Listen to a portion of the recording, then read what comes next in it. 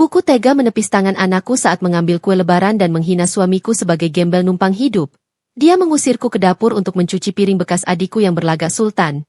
Kini ku balas kelakuan busuk mereka jauh lebih kejam dengan menyita seluruh hartanya. Namaku Kirana, usia 32 tahun, dan di atas kertas resmi bermaterai yang tersimpan rapi di berangkas baja kawasan Sudirman, aku adalah pemilik tunggal sekaligus CEO Aegis Capital. Firma shadow banking raksasa milikku mengendalikan ratusan miliar piutang dan agunan aset kelas kakap di negeri ini. Namun, ironisnya, di ruang tamu berbau kapur barus milik ibu kandungku sendiri, aku hanyalah seorang perempuan gagal. Seorang istri gembel yang dianggap tidak memiliki masa depan, sebuah eksistensi parasit yang hanya tahu cara numpang hidup. Kenyataan ini menggelitik saraf sinisku setiap kali udara panas kampung halaman menyentuh kulitku. Bau opor ayam berpadu dengan aroma kesombongan kelas menengah yang dipaksakan. Di duniaku yang sebenarnya, sebuah coretan tanda tanganku bisa membangkrutkan perusahaan dalam semalam atau menyita deretan mensyah elit. Aku terbiasa melihat para konglomerat menunduk hormat, memohon restrukturisasi agar tidak hancur lebur. Namun hari ini, di hari suci yang seharusnya penuh pengampunan, aku sengaja menanggalkan mahkota kekuasaanku. Aku memilih memakai pakaian yang sering mereka sebut sebagai daster lusuh. Sebuah atasan sutra rajut dan celana cashmere keluaran label kulit luxury asal Italia, Loro Piana, seharga 75 juta rupiah. Tanpa logo besar. Tanpa kilau norak yang selalu digilai oleh orang-orang yang miskin literasi finansial. Arya, suamiku, mematikan mesin mobil SUV pabrikan Jepang yang kami sewa khusus untuk sandiwara mudik ini. Di balik kemudi, pria yang menjabat sebagai direktur hukum paling ditakuti di firmaku itu tampak begitu tenang. Ia adalah otak brilian, sang arsitek hukum perancang setiap gugatan perdata dan klausul autodebet mematikan yang tak pernah gagal mengunci leher debitur nakal. Kami sengaja meninggalkan Bentley hitam kami di garasi penthouse ibu kota, memilih turun dari mobil biasa dengan membawa Elvano, putra kecil kami yang baru berusia 5 tahun. Baru saja kakiku menginjak lantai teras yang keramiknya mulai retak. Suara melengking Ibu Halimah, wanita yang melahirkanku, langsung menyayat udara dengan kasar. Ya ampun, Kirana. Kalian ini mudik setahun sekali masa pakai baju lecek begitu? Kayak kain lap kotor belum disetrika, seru ibu. Matanya memindai penampilanku dari atas ke bawah dengan tatapan jijik yang sama sekali tidak ditutupi. Dan mobil kalian itu? Ibu menunjuk SUV sewaan kami dengan bibir mencibir hebat. Malu-maluin saja ditaruh di depan rumah. Nanti tetangga pikir ibu punya anak gelandangan yang cuma bisa menyusahkan. Ibu kan sudah bilang, kalau nggak punya uang nggak usah maksain pulang kampung. Arya hanya tersenyum tipis. Sebuah senyum elegan yang mustahil bisa diterjemahkan oleh otak sempit wanita tua di hadapannya. Maaf, Bu. Kami hanya memakai pakaian yang menyerap keringat agar Elvano nyaman menempuh perjalanan jauh. Jawab Arya dengan sangat tenang. Suaranya datar, tanpa setetes pun nada tersinggung. Arya tahu betul. Saldo di satu rekening tabungan operasional istrinya saja bisa digunakan untuk membeli seluruh bidang tanah di desa ini secara tunai, hari ini juga. Nyaman apanya? Bilang saja suamimu yang pengangguran itu nggak mampu beli baju baru. Ibu melengos kasar, mengibaskan tangannya seolah sedang mengusir lalat. Udah sana masuk, lewat pintu belakang. Jangan sampai debu kalian mengotori karpet depan. Sebentar lagi adikmu Randy datang. Dia bawa kolega bisnisnya, orang-orang penting yang derajatnya beda sama kalian. Aku menarik napas panjang, meresapi aroma kebodohan yang menguar pekat dari pori-pori ibuku. Baik, Bu, ucapku patuh, menundukkan kepala sekilas murni untuk menyembunyikan kilat pemangsa yang mulai menyala di mataku. Hanya berselang 15 menit setelah kami disingkirkan layaknya tumpukan koran bekas ke sudut dapur yang pengap, suara deruk knalpot sport membelah keheningan desa. Sebuah sedan Eropa berwarna merah menyala dengan logo pabrikan mahal memasuki pekarangan. Ban low profile mobil itu menggilas kerikil pekarangan dengan sangat angkuh dan berisik. Ibu Halimah setengah berlari keluar. Wajahnya yang tadi berlipat ditekuk kini merekah bak bunga bangkai yang baru saja menemukan mangsa empuk. Senyumnya melebar hingga memperlihatkan seluruh deret giginya. Dari balik kemudi, turunlah Randy. Sang pangeran keluarga, anak emas mutlak yang namanya selalu diagungkan dalam setiap arisan RT mingguan. Ia mengenakan kemeja dengan logo desainer sebesar kepalan tangan di dada, kacamata hitam yang menempel arogan meski terik matahari tertutup awan mendung, dan jam tangan tiruan berlian yang menyilaukan mata. Di sebelahnya, seorang wanita muda mengekor dengan tas tangan imitasi yang logonya juga berteriak minta diperhatikan publik. Anakku sayang. Randy. Ya ampun, mobil barumu ini bagus sekali. Nak? Jerit Ibu Halimah, memeluk Randy dengan histeris seolah sedang menyambut pahlawan yang baru pulang membawa kemenangan perang. Biasa aja, Bu. Cuma mainan baru buat jalan-jalan akhir pekan. Randy tertawa congkak. Suaranya sengaja dikeraskan agar tetangga di sebelah pagar mendengarnya. Ia merogoh saku, mengeluarkan segepok uang tunai 100 ribuan baru yang masih terikat rapi oleh pita kertas bank. Ia menyelipkannya langsung ke tangan ibu. Buat beli sirup dan camilan, Bu. THR kecil-kecilan dari direktur. Aku mengamati adegan menjijikan itu dari balik tirai jendela berdebu di area dapur. Mataku tak tertuju pada tumpukan uang receh di tangan ibu, apalagi pada kemeja norak yang membalut tubuh Randy. Mataku, dan mata tajam Arya yang kini berdiri tepat di belakangku, terkunci lurus pada plat nomor mobil sport merah tersebut.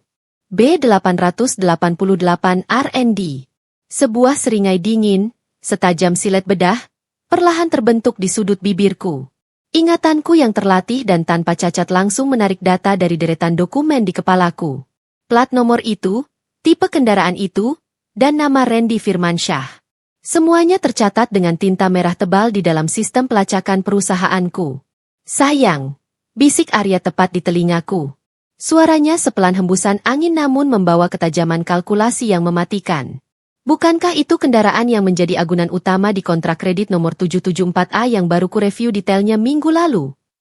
Aku mengangguk pelan, mataku sama sekali tak lepas dari sosok Randy yang sedang dipuja-puja ibunya. Tepat sekali. Atas nama PT Randy Sukses Mandiri. Perusahaan fiktif yang sengaja dia gunakan untuk meminjam dana ekspansi sebesar 5 miliar rupiah dari salah satu anak perusahaan kita. Faktanya, Sang Sultan yang sedang disembah oleh ibu kandungku di luar sana hanyalah seekor benalu yang sedang sekarat. Berdasarkan laporan audit forensik internal yang kubaca detailnya 2 hari sebelum mengambil cuti lebaran, Randy telah menunggak cicilan pokok beserta bunga penalti selama 3 bulan berturut-turut. Bisnis yang selalu ia banggakan tak lebih dari skema gali lubang tutup lubang yang sangat menyedihkan. Mobil Eropa yang sedang dielus-elus ibu dengan penuh kekaguman dan pemujaan itu, secara de facto maupun de jure, adalah milikku. Kendaraan mewah itu hanyalah satu dari sekian banyak barang yang masuk ke dalam daftar portofolio aset bermasalah perusahaanku. Aku hanya tinggal menunggu tanggal jatuh tempo akhir bulan ini terlewati untuk mengirim tim eksekutor ke lapangan. Randy bukanlah direktur yang sukses. Ia hanyalah sampah sejarah di dalam buku kas utang raksasaku. Kami melihat Randy berjalan memasuki rumah dengan dada dibusungkan maksimal. Sementara ibu mengekor di belakangnya sambil membawakan tas jinjingnya layaknya seorang pelayan rendahan yang menghamba pada majikan. Begitu Randy melangkah masuk dan melihat keberadaan kami yang berdiri diam di dekat ruang makan, senyum sombongnya makin melebar untuk merendahkan. Ia menatap Arya dari ujung rambut hingga ujung sepatu kanvasnya. Wah, Kak Kirana, Bang Arya. Masih hidup rupanya kalian. Sapa Randy dengan nada mengejek yang sangat kasar. Mobil sewaan murah kalian menghalangi jalan mobilku di luar. Maklumlah, ground clearance mobilku sangat rendah. Harganya miliaran. Tolong dipinggirin dikit dong, Bang. Jangan sampai kegores kerikil. Gaji abang kerja Rodi setahun penuh belum tentu cukup buat nutupin biaya catnya. Aku merasakan cengkeraman lembut jemari Arya di bahuku. Ia sedang memberiku kode menenangkan, meski ia tahu aku sama sekali tidak sedang tersinggung. Di dalam kepalaku, aku hanya sedang sibuk mengkalkulasi nominal kehancurannya hingga digit terakhir. Tentu, Ren. Akan segera kupindahkan agar tidak menggores mobil mahalmu. Jawab Arya dengan kesopanan yang justru terasa sangat mematikan. Arya membalikkan badan dengan pergerakan yang sangat elegan. Di matanya, dan di mataku, Randy hanyalah sebuah angka minus yang sebentar lagi akan kami hapus dari muka bumi. Panggung sandiwara lebaran ini baru saja dimulai, dan aku akan memastikan penutupan tirainya berlumuran kehancuran finansial nyata yang tak akan pernah mereka lupakan seumur hidup. Suasana ruang makan utama siang itu riuh rendah oleh tawa pongah dan denting sendok perak yang beradu dengan porselen mahal. Aroma opor ayam kampung, rendang daging sapi premium, dan berbagai hidangan mewah pesanan khusus dari catering ternama menguar memenuhi seluruh sudut ruangan. Di kursi utama yang berukir rumit, Randy duduk bersandar layaknya seorang raja lalim yang baru saja menaklukkan sebuah wilayah baru. Di sebelah kanannya, istri barunya duduk menempel manja. Wanita muda bersolek tebal yang lebih pantas disebut pelakor murahan. Mengingat rekam jejaknya yang merebut Randy dari istri pertamanya murni demi secuil harta, tampak sibuk memamerkan gelang emas imitasi yang melingkar penuh di pergelangannya. Dan tentu saja, Ibu Halimah melayani mereka berdua dengan senyum merekah. Seolah ia adalah pelayan rendahan yang dibayar mahal untuk memuja dewa-dewinya. Sementara itu, kasta sosial kami telah ditentukan dengan sangat telak dan jelas. Aku, Arya, dan Elvano ditempatkan paksa di area dapur kotor yang pengap dan minim ventilasi. Tidak ada kursi empuk bermotif bunga, tidak ada meja berlapis taplak sutra. Kami hanya diberikan 2 buah kursi plastik usang yang kakinya sudah bengkok dan sebuah meja kayu reyot yang permukaannya lengket oleh noda minyak. Batas antara ruang makan dan dapur ini bukan sekadar tembok fisik belaka, melainkan garis demarkasi sosial yang digambar dengan tinta kebodohan mutlak ibu. Di matanya yang buta finansial, kami hanyalah sekumpulan benalu yang gagal dalam hidup, kerabat miskin yang hanya datang setahun sekali semata-mata untuk numpang hidup dan menghabiskan jatah berasnya di hari raya. Kirana. Heh, kamu jangan cuma duduk diam melamun di situ. Suara cempleng Ibu Halimah menembus kebisingan tawa Randy, memanggilku dengan intonasi tinggi layaknya memanggil hewan peliharaan yang tidak patuh. Aku meletakkan gelas kaca berisi air putihku secara perlahan, bangkit dengan postur setenang permukaan danau tak berangin, lalu melangkah ke ambang pintu yang menghubungkan kasta kami. Ibu berdiri berkacak pinggang di depan tumpukan piring, mangkuk, dan gelas kotor bersisa lemak rendang yang menggunung menjijikkan di dalam wastafel cucian. Kamu lihat piring-piring ini? Keluarga Randy itu orang-orang sibuk. Mereka itu pejabat perusahaan besar. Nggak level mereka disuruh cuci piring kotor sendiri. Ibu menuding tumpukan kotoran bersabun itu dengan telunjuknya yang dihiasi cincin emas murahan. Kamu kan cuma ibu rumah tangga pengangguran. Suamimu juga kerjanya nggak jelas cuma jadi kacung di kantor orang. Daripada kalian cuma jadi parasit di rumah ini, mending kamu cuci semua piring ini sampai bersih berkilau. Sekalian lap meja makan itu nanti. Jangan malas. Baju kamu juga cuma daster lusuh begitu.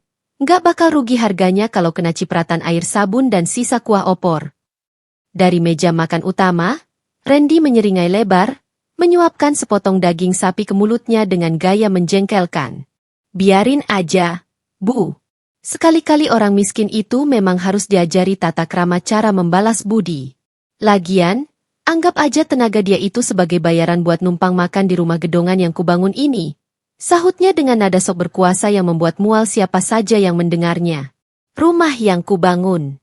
3 kata itu seketika bergema di dalam kepalaku, menjadi tombol pelatuk yang memicu rotasi roda gigi kalkulasi dingin di dalam otakku. Aku menatap Randy sekilas dari ambang pintu. Pandanganku sepenuhnya kosong dari amarah meledak-ledak, namun dipenuhi oleh presisi tanpa ampun milik seorang algojo. Jika saja Randy memiliki sisa kapasitas otak yang memadai, ia akan menyadari bahwa sertifikat tanah rumah ini, bangunan yang selalu ia agung-agungkan sebagai lambang puncak kesuksesannya, sedang tertidur manis dan tersegel di dalam brankas firma hukumku. Rumah mewah ini nyatanya hanyalah salah satu jaminan kredit yang ia gadaikan 6 bulan lalu, langkah putus asa demi menutupi lubang defisit operasional perusahaannya. Rumah ini adalah aset beracun yang sebentar lagi akan dieksekusi paksa. Ia membual soal capital gain kepada teman-temannya, padahal nyatanya ia hanya menggali kuburannya sendiri lebih dalam. Baik, Bu. Akan saya cuci semuanya sampai bersih. Jawabku dengan suara datar, nyaris berbisik tanpa intonasi. Aku menggulung lengan atasan loro pianaku, sutra halus tanpa logo seharga puluhan juta rupiah yang ibu hina sebagai daster lusuh, dan melangkah masuk ke depan wastafel. Aku menyalakan keran baja itu. Air mengalir deras, membasuh sisa-sisa lemak kotor dan bumbu dari piring porselen. Diiringi gemercik air dan tawa renyah Randy di latar belakang yang menembus telingaku, pikiranku sepenuhnya beralih pada rentetan angka, klausul hukum perdata, dan tenggat waktu merah. Setiap usapan spons bersabun di tanganku seolah menghapus satu persatu lapisan ilusi kekayaan palsu adik laki-lakiku. Faktanya, PT Randy Sukses Mandiri sama sekali tidak memiliki satupun aset yang likuid. Semua modal kerjanya, dari gaji karyawan hingga biaya sewa mobil sport merah di depan, disokong penuh oleh pinjaman berbunga 2 digit dari Aegis Capital, perusahaan raksasa milikku. Sebagai CEO tunggal dan pemegang hak veto mutlak, aku memegang kendali penuh atas setiap tarikan napas perusahaannya. Bulan ini adalah batas akhir toleransi keterlambatan pembayarannya. Bunga penalti telah menumpuk tak terkendali, hingga menyentuh angka nominal yang dijamin akan membuat jantung Randy berhenti berdetak seketika jika ia melihat cetakan tagihannya.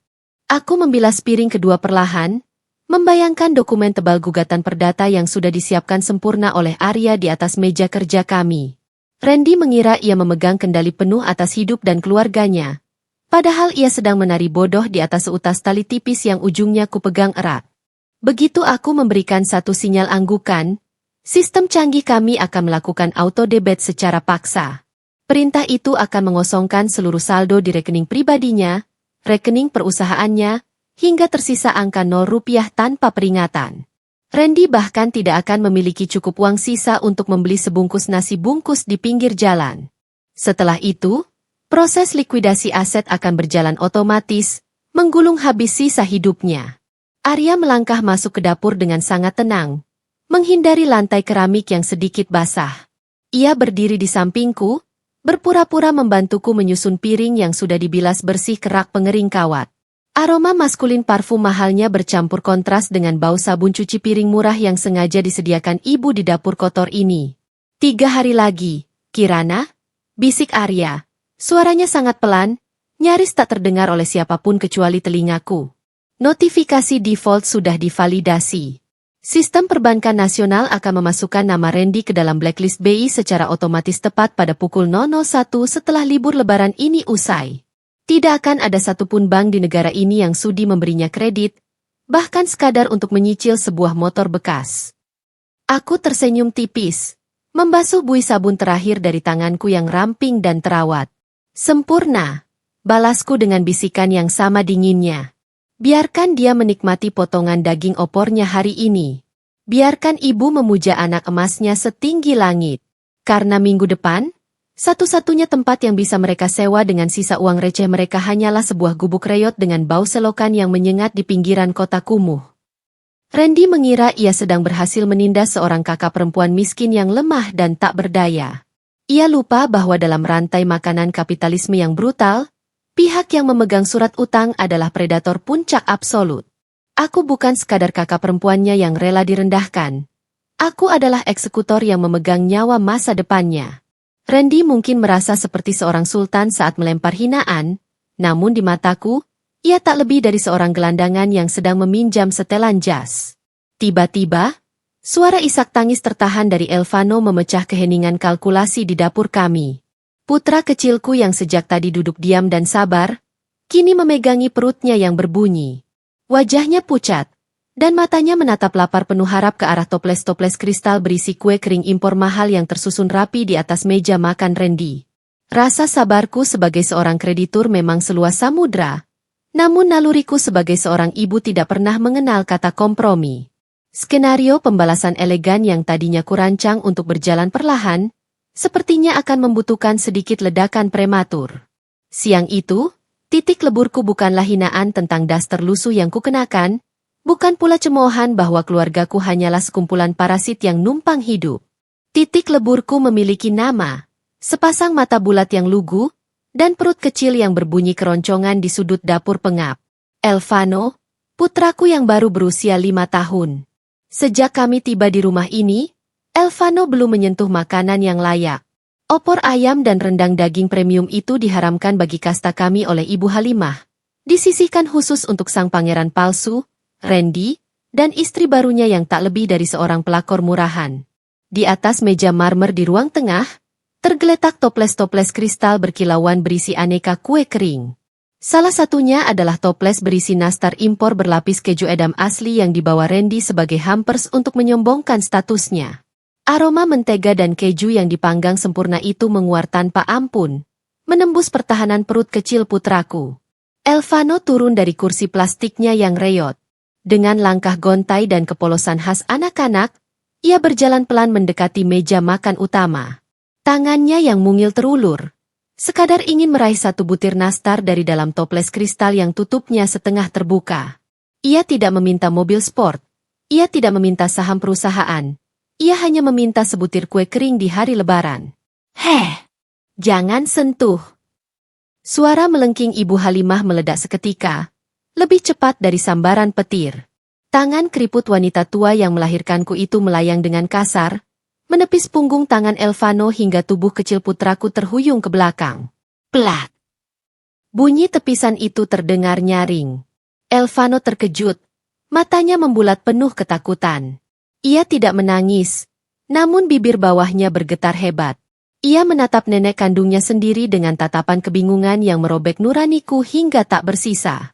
Kamu ini anak gembel nggak tahu diri ya? Hardik Ibu Halimah, matanya melotot tajam ke arah Elvano, seolah anak 5 tahun itu baru saja mencoba mencuri berlian berharga. Tanganmu itu kotor.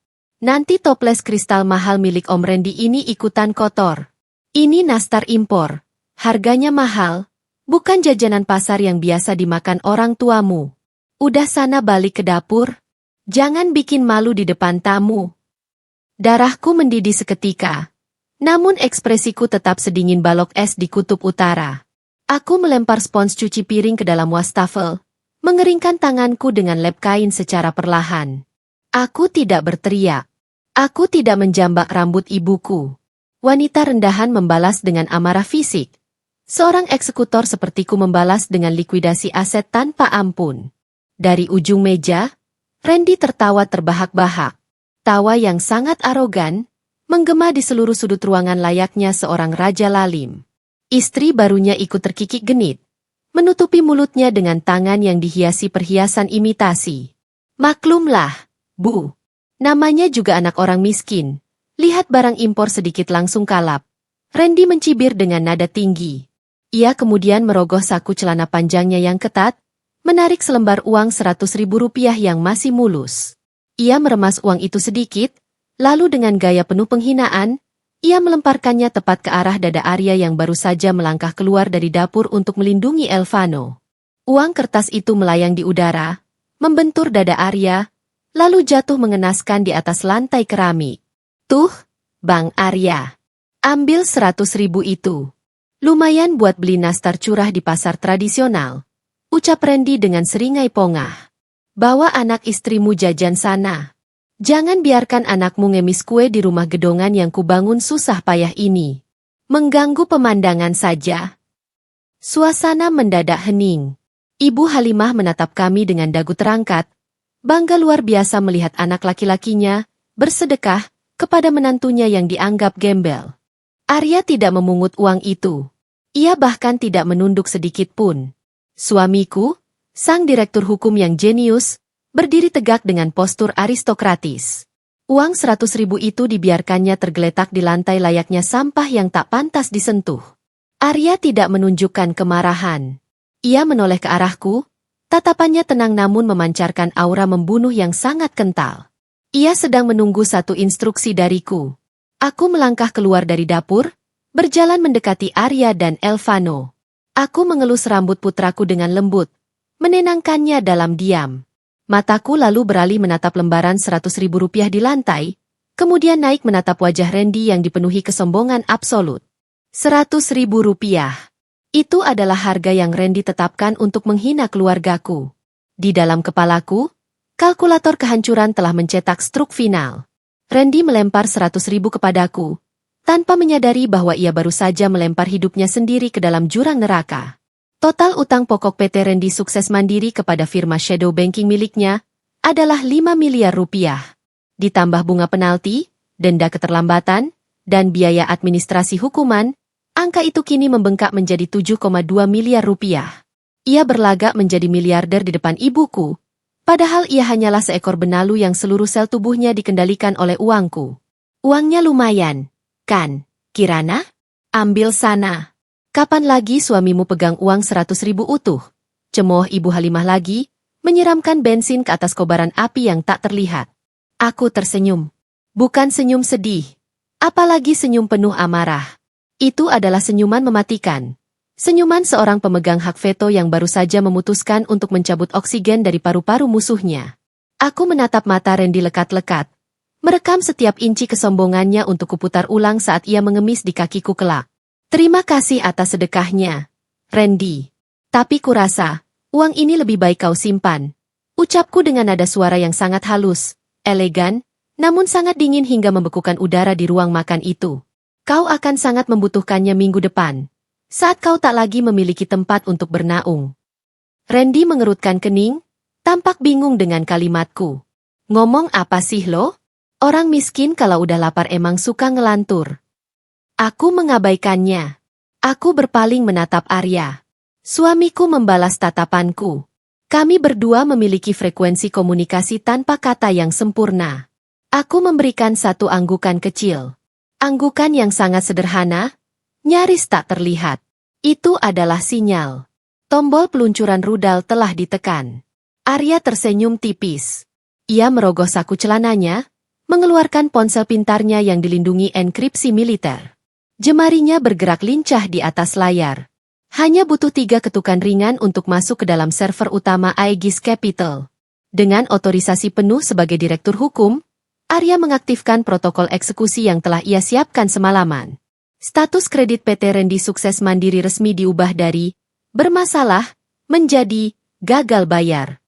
Perintah autodebit pembersihan rekening diaktifkan tanpa jeda. Surat gugatan perdata otomatis dikirim ke pengadilan niaga. Dan yang paling krusial, perintah penyitaan langsung dikirimkan kepada tim eksekutor lapangan kami. Selesai. Arya memasukkan kembali ponselnya ke dalam saku, lalu menggendong Elvano. Ayo kita cari makan di luar, jagoan.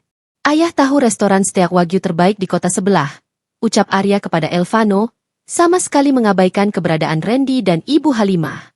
Kami berbalik, meninggalkan lembaran uang 100.000 itu tetap tergeletak di lantai marmer, bersama dengan ilusi kekayaan Randy yang usianya tinggal menghitung hari. Di belakang kami, Ibu Halimah masih mengoceh tentang ketidaksopanan kami menolak rezeki. Mereka terus tertawa, tanpa sadar bahwa nama mereka baru saja dimasukkan ke dalam blacklist BI, dan bahwa kemewahan yang mereka injak hari ini akan segera bermutasi menjadi kenyataan brutal di sebuah gubuk reot di pinggiran kota. Sandiwara telah usai. Karnaval penyitaan akan segera dimulai. Pintu lift pribadi berlapis emas putih itu terbuka tanpa suara, menyambut kami kembali ke dunia yang sesungguhnya. Aku melangkah keluar dari kabin lift, merasakan karpet tebal buatan Turki menyerap setiap langkah kakiku di foyer penthouse seluas 500 meter persegi yang bertengger di salah satu menara tertinggi kawasan elit ibu kota. Udara di sini diatur pada suhu presisi 20 derajat Celcius, disaring dari segala bentuk polusi dan bau kemiskinan. Sangat kontras dengan rumah Ibu Halimah di kampung yang selalu dipenuhi aroma kapur barus murahan dan hawa panas dari orang-orang yang terlalu sibuk mengurus hidup tetangganya. Aku melepaskan atasan Sutra Loropiana yang sejak kemarin melayani peran sandiwaranya sebagai daster lusuh, menyerahkannya kepada asisten rumah tangga kami yang sudah berdiri menunggu dengan sikap hormat sempurna. Pakaian tanpa logo namun berharga puluhan juta itu akan langsung masuk ke ruang penatu khusus, seolah harus segera dibersihkan dari sisa-sisa energi negatif keluarga kandungku yang beracun, yang terus menganggapku sekadar numpang hidup. Di pelukanku, Elvano tertidur lelap dengan napas teratur dan senyum kecil di bibirnya. Perut kecil putraku sudah terisi penuh oleh potongan daging Wagyu A5 dari restoran eksklusif yang kami kunjungi usai meninggalkan panggung sandiwara memuakan di rumah ibu. Rasa lapar dan penghinaan yang ia terima dari nenek kandungnya sendiri telah digantikan oleh kenyamanan absolut yang memang menjadi hak lahirnya. Aku mencium puncak kepala Elvano, lalu membiarkan pengasuhnya mengambil alih untuk membaringkannya di kamar tidur utama bertema galaksi dengan langit-langit berlapis kristal mahal. Setelah memastikan putraku aman dalam pelukan kemewahan sejati, aku melangkah menuju ruang kerja di sayap kanan penthouse.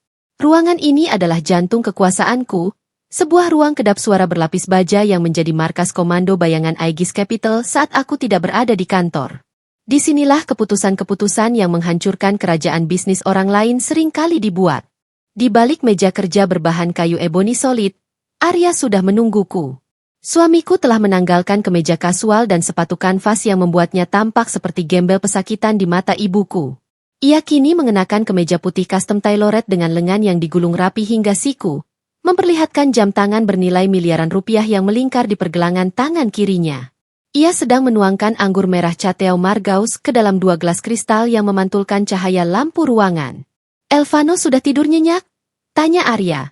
Suaranya kembali memancarkan wibawa dominan yang selalu membuat para pengacara lawan gemetar di ruang sidang. Sudah, jawabku singkat, menerima segelas anggur dari tangannya. Aku menyesap cairan berwarna rubi gelap itu, membiarkan rasa tanin yang kompleks dan elegan membasuh sisa-sisa debu pedesaan dari kerongkonganku. Dia sangat menyukai dessert coklat impor di restoran tadi. Jauh lebih baik dan lebih berkelas daripada nastar murahan milik Randy. Arya tersenyum tipis. Sebuah senyuman aristokratis yang sangat presisi. Ia meletakkan gelasnya dan memutar sebuah tablet layar sentuh canggih ke arahku. Di layar tersebut, terpampang dashboard finansial dengan metrik dan grafik merah menyala yang menunjukkan progres kehancuran PT Randy Sukses Mandiri secara real-time. Aku sudah memvalidasi ulang seluruh data dari laporan audit forensik tim internal kita malam ini, ucap Arya, mengetuk layar tablet itu dengan jari telunjuknya. Adik kesayangan ibumu itu ternyata jauh lebih bodoh dari yang kita perkirakan, Kirana. Dia menggunakan dana operasional dari pinjaman kita secara ilegal untuk menutupi cicilan mobil sport merah itu, menyewa rumah mewah yang ia akui sebagai miliknya, dan membelikan tas-tas imitasi kelas atas untuk pelakor murahan yang sekarang menjadi istrinya.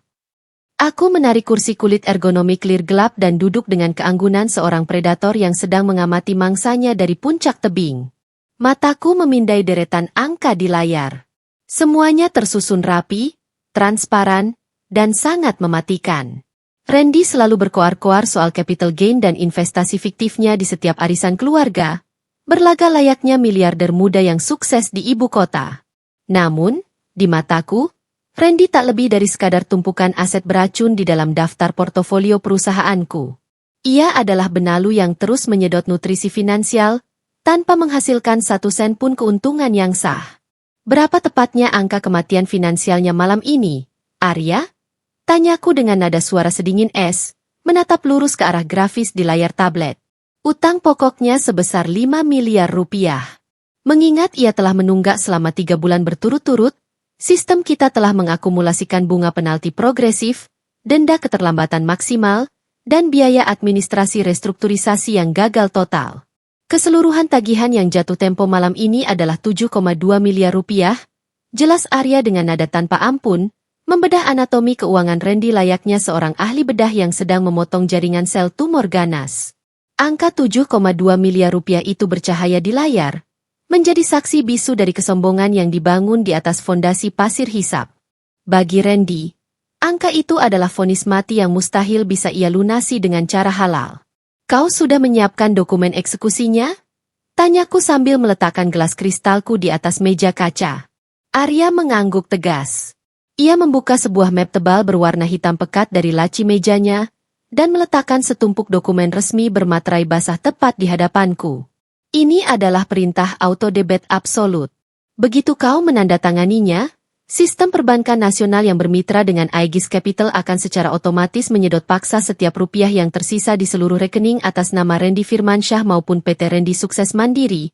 Arya menjelaskan mekanisme pembunuhan finansial itu dengan sangat tenang dan presisi. Lalu, draft ini adalah gugatan perdata atas tuduhan wan prestasi tingkat berat dan penggelapan dana kredit, lengkap dengan permohonan sita jaminan yang telah divalidasi oleh notaris dan pengadilan niaga. Aku menatap dokumen-dokumen itu dalam diam.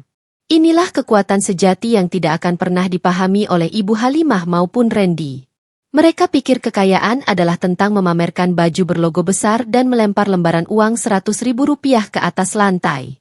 Mereka sangat buta bahwa kekayaan sejati adalah kemampuan mutlak untuk menghapus eksistensi seseorang dari peta ekonomi hanya dengan selembar kertas dan sepercik tinta.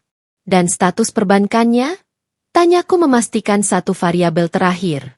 Tepat pukul 00.01 tengah malam ini, namanya akan terukir abadi di dalam sistem blacklist BI dengan kolektibilitas tingkat 5, alias macet total permanen. Dia tidak akan pernah bisa membuka rekening baru, meminjam uang, atau bahkan melamar pekerjaan rendahan yang membutuhkan background check finansial. Jawab Arya sambil menyerahkan sebuah pena fountain berlapis platinum kepadaku.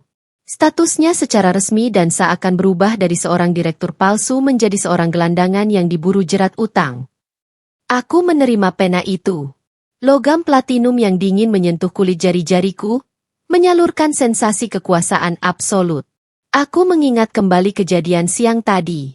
Tangan keriput ibu yang menepis kasar kepolosan Elvano. Tawa pongah Randy yang menggema menjijikan di ruang makan. Lembaran 100.000 yang dilempar dengan penuh kesombongan kelas teri. Setiap inci dari ingatan itu mengeras menjadi beton dingin di dalam kepalaku. Sebagai pemegang hak veto tunggal di perusahaan ini, aku tidak mengenal kata maaf atau belas kasihan bagi mereka yang telah menyakiti putraku. Aku memposisikan mata pena tajam itu tepat di atas garis putus-putus. Randy telah mengundang badai besar, dan kini, aku akan menenggelamkannya hingga dasar palung paling gelap. Dengan gerakan tangan yang sangat stabil, elegan, dan tanpa keraguan sedikit pun, aku membubuhkan tanda tanganku di atas semua lembaran dokumen tersebut. Coretan tinta hitam pekat itu menjadi segel kehancuran mutlak bagi Randy Firmansyah. Aku baru saja meresmikan proses likuidasi aset yang akan merampas semua kemewahan palsunya dalam hitungan jam. Selesai, bisikku pelan, menutup map kulit itu dengan suara tamparan yang bergema di sudut ruang kedap suara. Aku menyandarkan punggungku ke kursi empuk, merasakan sensasi kepuasan absolut yang merayap di seluruh pembuluh darahku. Sebagai sang eksekutor, aku tidak perlu berteriak di depan publik atau mengotori tanganku. Besok pagi, saat Randy masih mendengkur dalam pelukan kesombongannya, seluruh pilar dunianya akan hancur lebur. Mobil merahnya akan ditarik paksa. Rumah mewahnya akan disegel ketat oleh otoritas hukum. Ia, istri parasitnya, dan ibuku yang materialistis itu akan segera menyadari dengan cara paling brutal bahwa mereka hanyalah sampah sejarah yang memang ditakdirkan untuk membusuk di dalam gubuk reyot dengan bau selokan yang menguap di pinggiran kota. Panggung sandiwara lebaran mereka telah resmi kubakar habis menjadi abu malam ini. Pagi di ibu kota selalu memiliki ritme yang angkuh. Namun dari balik kaca jendela penthouse lantai 50-ku, dunia di bawah sana terlihat tidak lebih dari sekadar miniatur papan catur. Aku duduk di kursi kerja ergonomis berlapis kulit Italia, menghirup aroma kopi geisha yang diseduh sempurna, sementara mataku terkunci pada 6 layar monitor melengkung yang membentuk setengah lingkaran di meja kerjaku. Layar-layar itu tidak menampilkan film atau hiburan murahan. Mereka menampilkan aliran darah dari perekonomian digital. Dan pagi ini, aku sedang mengamati pendarahan masif dari satu entitas spesifik, PT Randy Sukses Mandiri.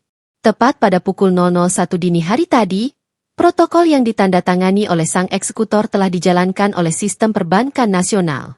Mesin algoritma Aegis Capital tidak mengenal kata libur, tidak memiliki empati, dan tidak peduli pada ikatan darah. Sesuai dengan hak veto absolut yang kumiliki, perintah autodebit telah menyapu bersih setiap rekening yang terafiliasi dengan nama Randy Firmansyah. Di layar utamaku, grafik batang yang tadinya menunjukkan saldo operasional palsu bernilai miliaran rupiah kini terjun bebas, menabrak garis dasar, dan menetap di angka yang sangat memuaskan, 0 rupiah. Randy telah dikuras habis. Dana talangan, tabungan pribadi, hingga rekening escrow perusahaannya telah disedot kembali ke dalam kas utama firmaku untuk menutupi sebagian kecil dari 7,2 miliar rupiah total utangnya. Secara teknis dan legal, sejak matahari terbit pagi ini, adik laki-lakiku yang gemar melempar uang 100.000 ke lantai itu telah resmi menjadi seorang gelandangan. Di tengah keheningan ruang kerjaku yang kedap suara, ponsel pintarku bergetar pelan. Layarnya menyala, menampilkan rentetan notifikasi dari grup WhatsApp keluarga besar yang diberi nama Keluarga Bahagia Ibu Halimah. Aku membuka aplikasi tersebut dan disambut oleh parade kesombongan yang sangat ironis. Ibu Halimah mengirimkan 5 foto berturut-turut.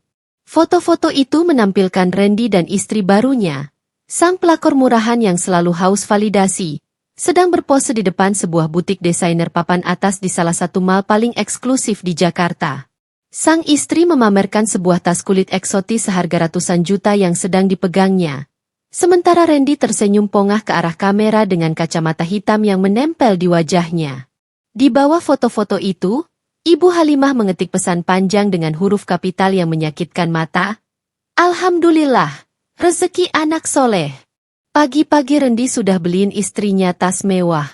Inilah hasil kerja keras. Bukan kayak yang di sana. Cuma bisa numpang hidup dan jadi benalu keluarga. Makanya Kirana, jangan kebanyakan pakai daster lusuh. Sekali-kali suruh suamimu yang pengangguran itu kerja biar bisa belanja kayak adikmu. Aku tersenyum. Sebuah senyuman asimetris yang sangat dingin.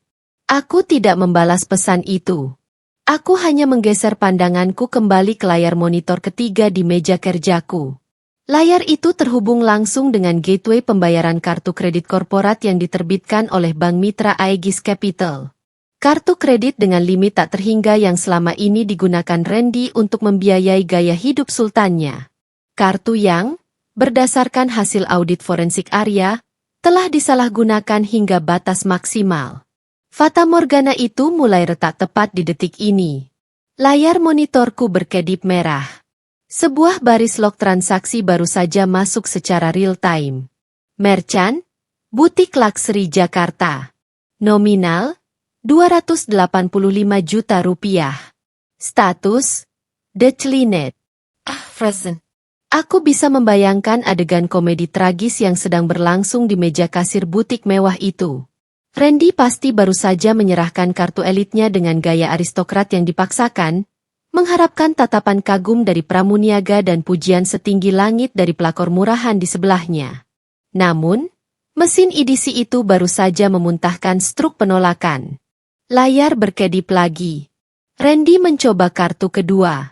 Kartu debit platinum dari bank yang berbeda. Status, Declinet. Insufficient. Tentu saja saldonya tidak mencukupi.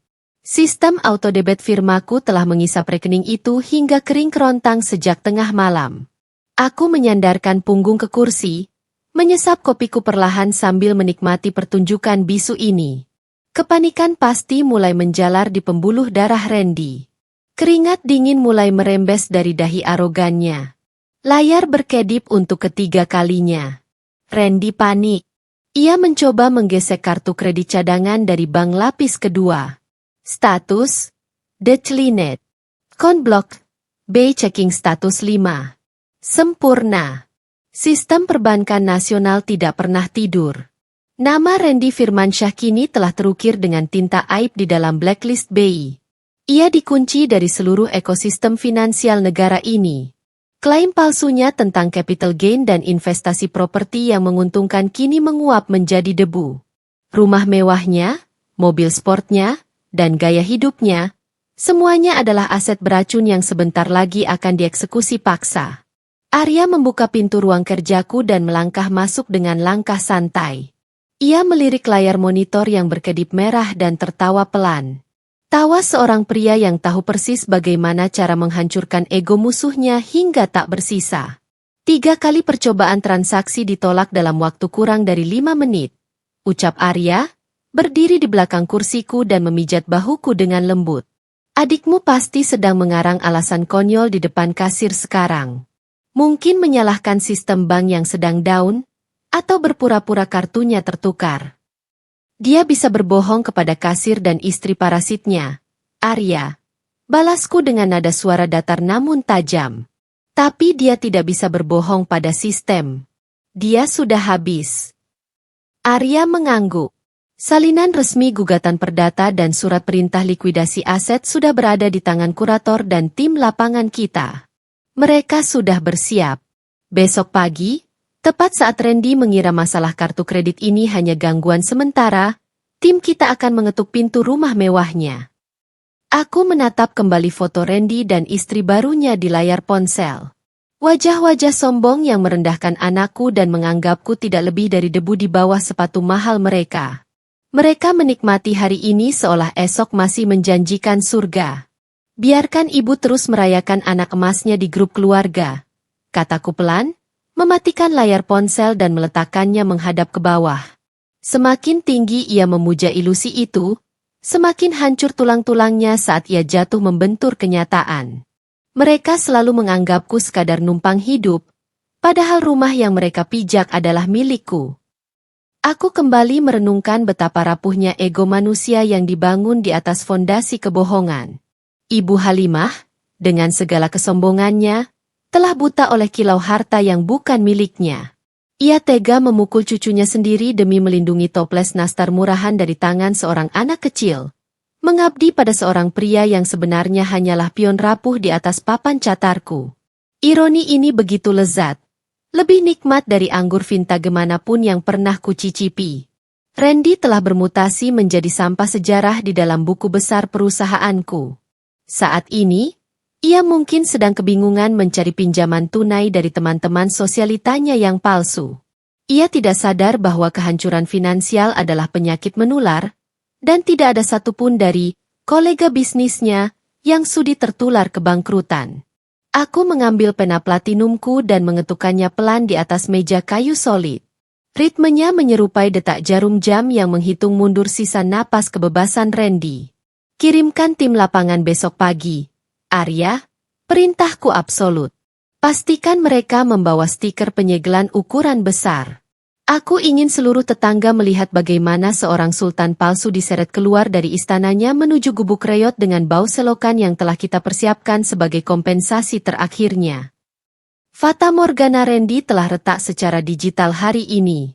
Dan besok, pecahan kaca dari Fata Morgana itu akan mengoyak kehidupannya secara fisik, tanpa ampun, dan tanpa jalan kembali. Waktu selalu berjalan dengan presisi yang sangat kejam bagi mereka yang terus-menerus dikejar utang, namun terasa seperti alunan simfoni klasik bagi sang eksekutor. Pagi ini, Jakarta diguyur hujan gerimis, memberikan efek dramatis yang begitu sempurna untuk sebuah tragedi finansial yang telah kusiapkan. Aku duduk dengan tenang di balik meja kerja mahoniku di kantor pusat Aegis Capital, memutar pena platinum berukiran inisialku di sela-sela jari.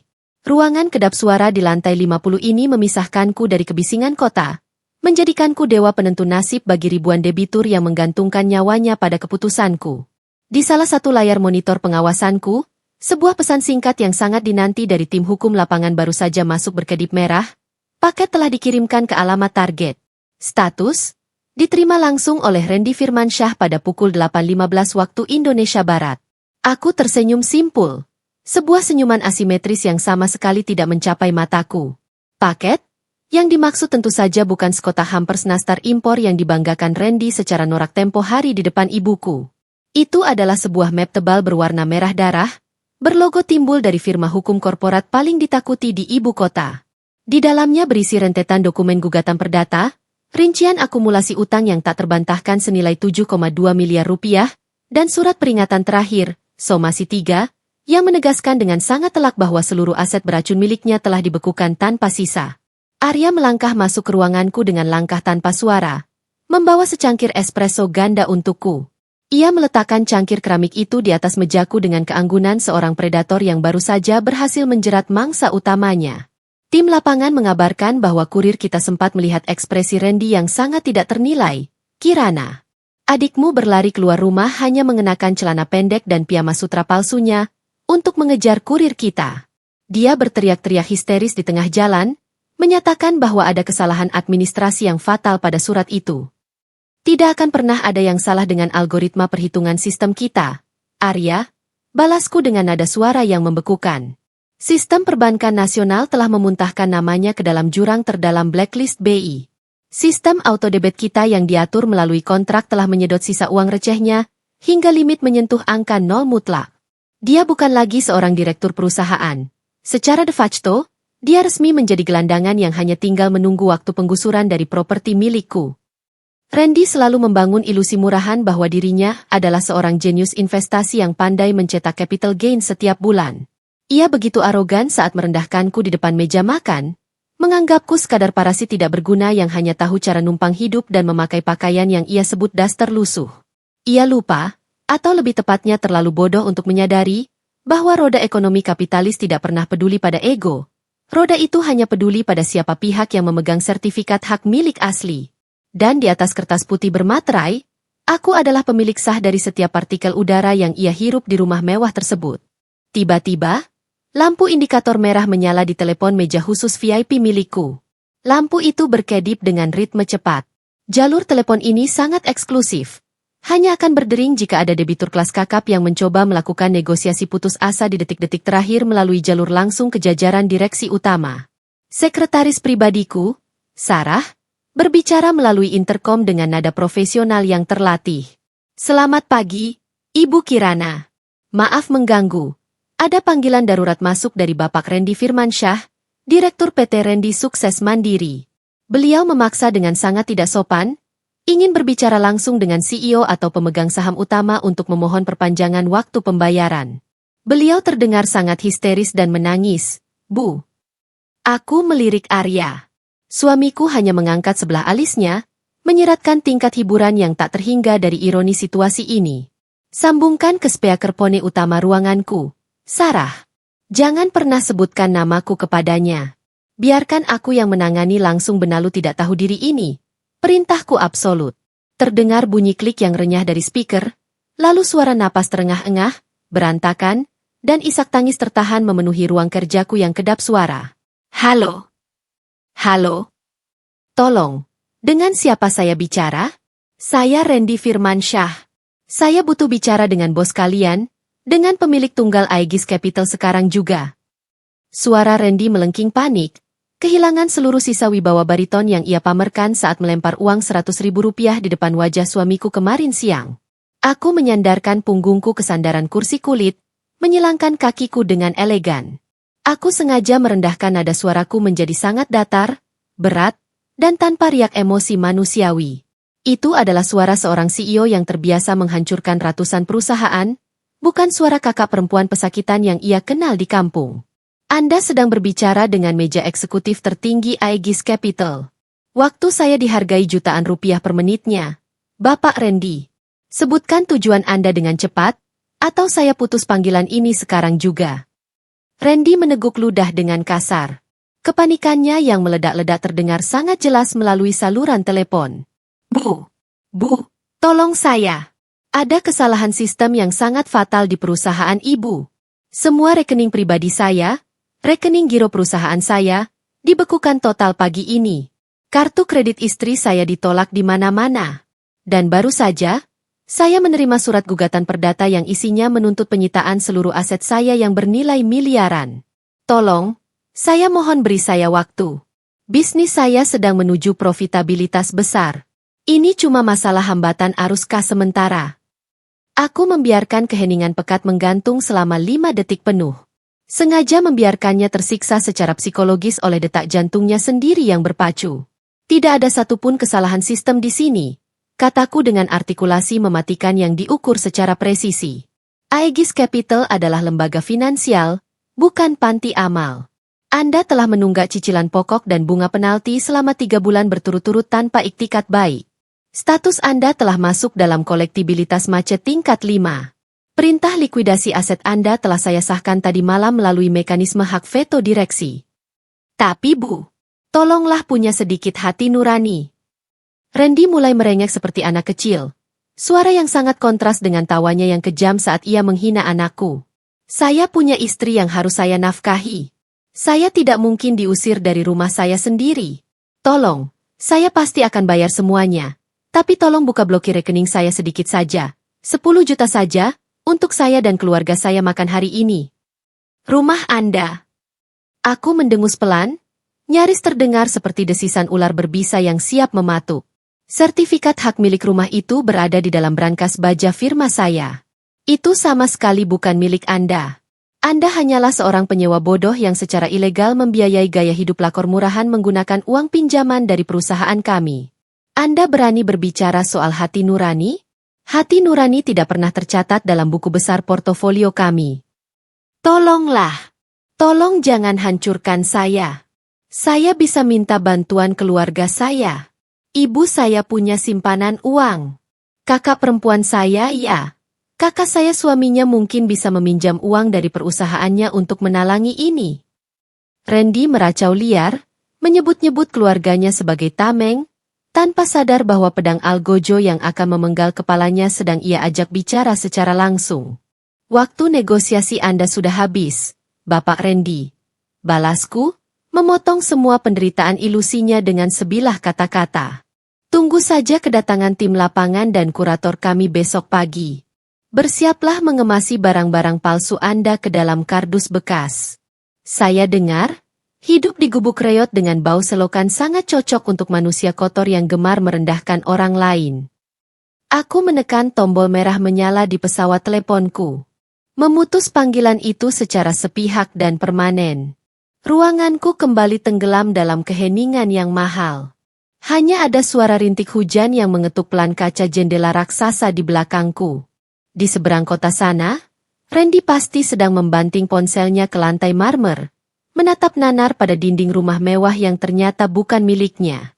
Ilusi sang raja utang telah resmi terbakar menjadi abu yang beterbangan. Ibu Halimah yang gila harta mungkin sedang berdiri kebingungan. Bertanya-tanya mengapa anak emas yang selalu ia agungkan tiba-tiba menangis meraung-raung di ruang tengah.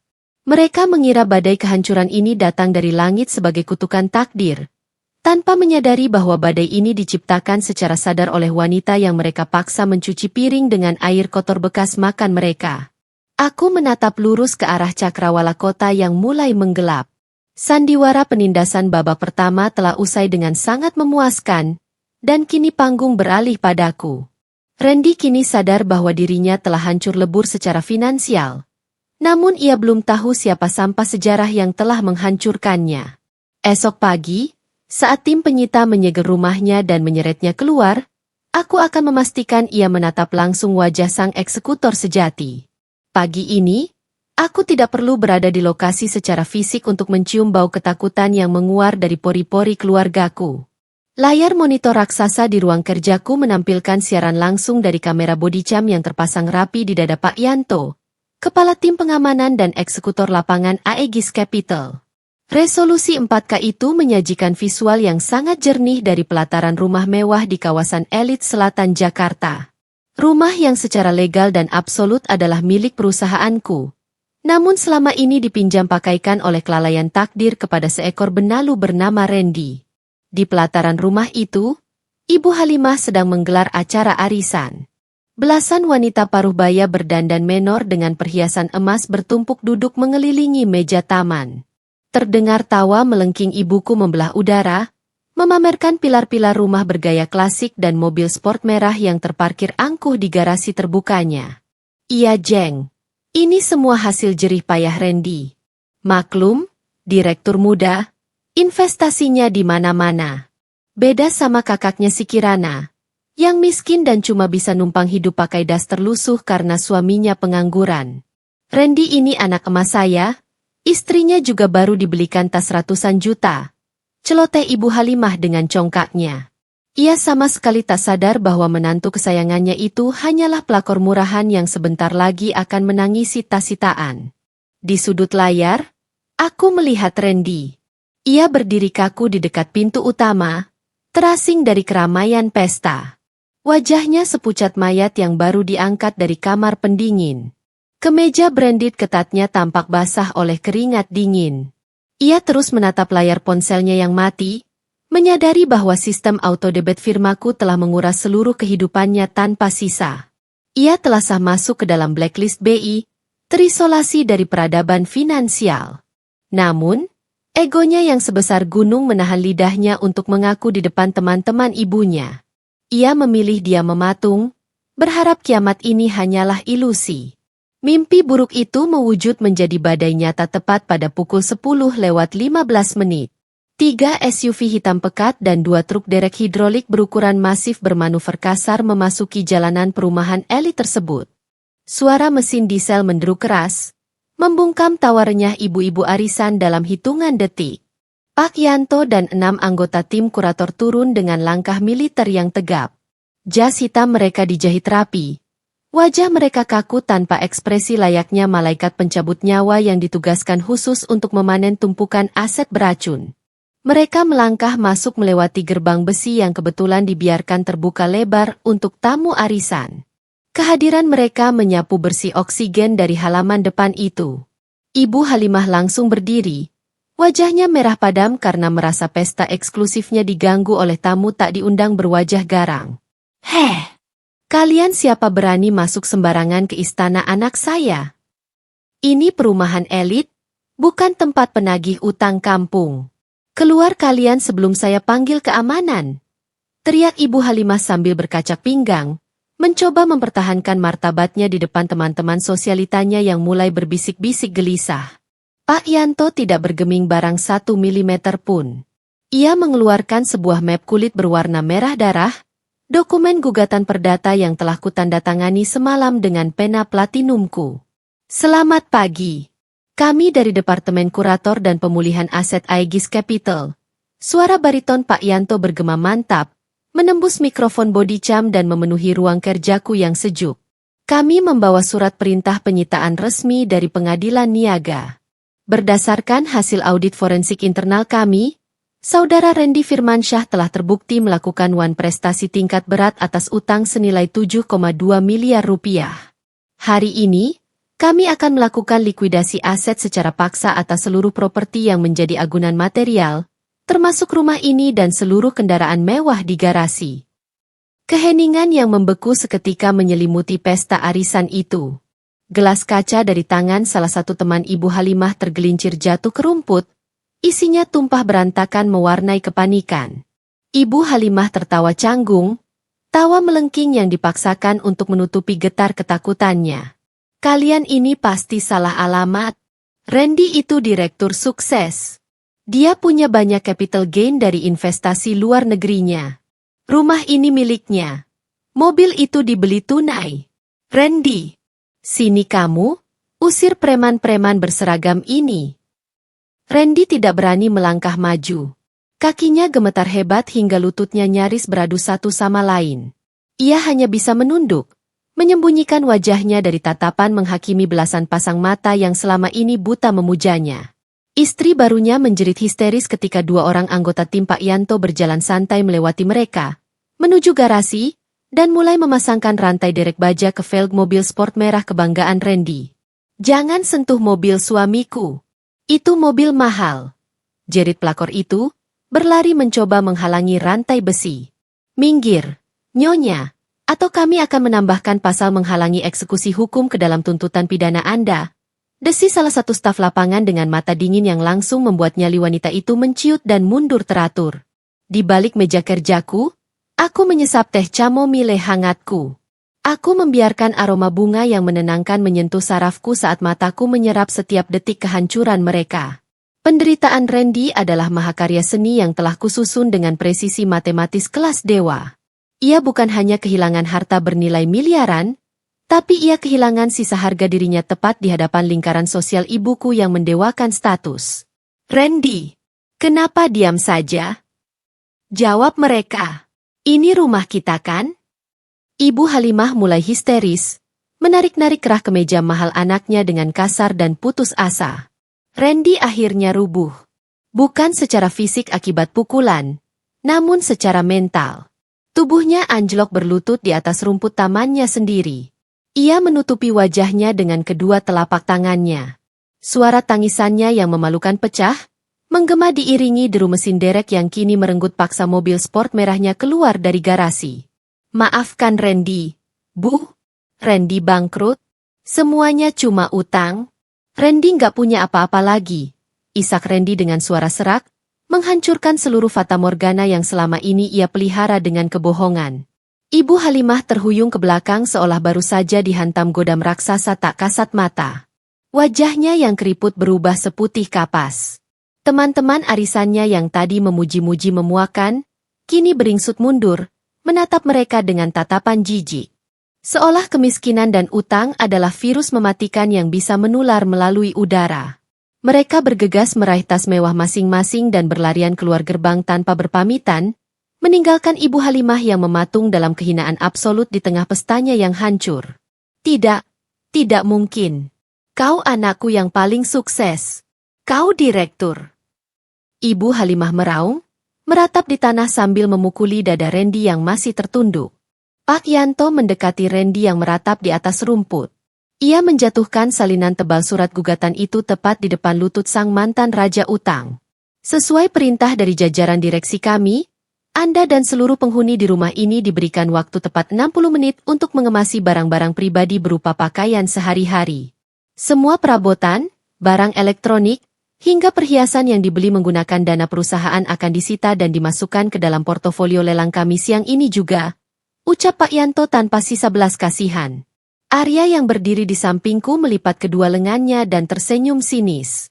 Ibumu akhirnya sadar bahwa anak emasnya hanyalah parasit yang membesarkan badannya dengan mengisap darah orang lain.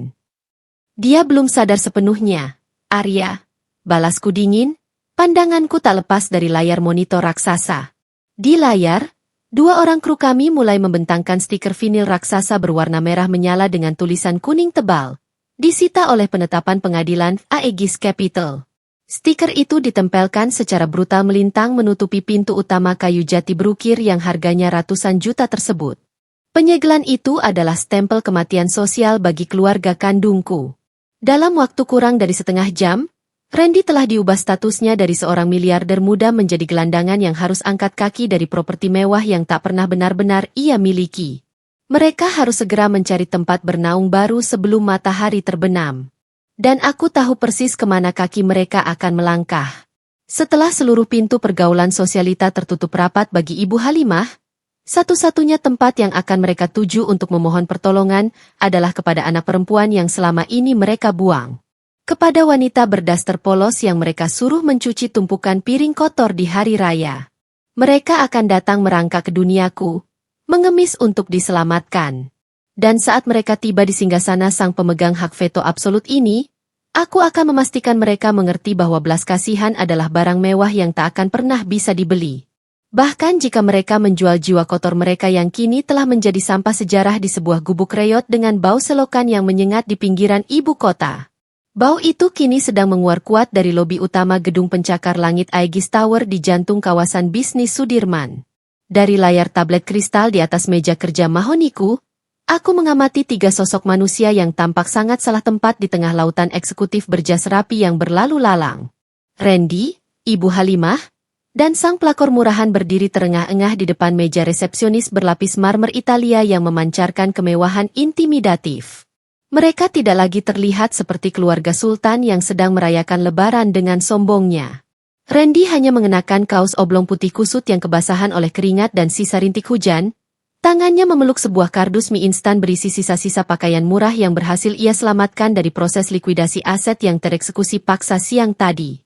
Istri barunya terus terisak meratapi nasib dengan riasan wajah luntur, membuatnya terlihat sangat menyedihkan dan kehilangan aura sosialitanya. Dan Ibu Halimah, sang nyonya besar yang kemarin siang masih memuja anak emasnya setinggi langit, kini menatap sekeliling dengan mata liar penuh ketakutan, menenteng kantong plastik kresek berwarna hitam pudar. Mereka resmi menjadi gelandangan.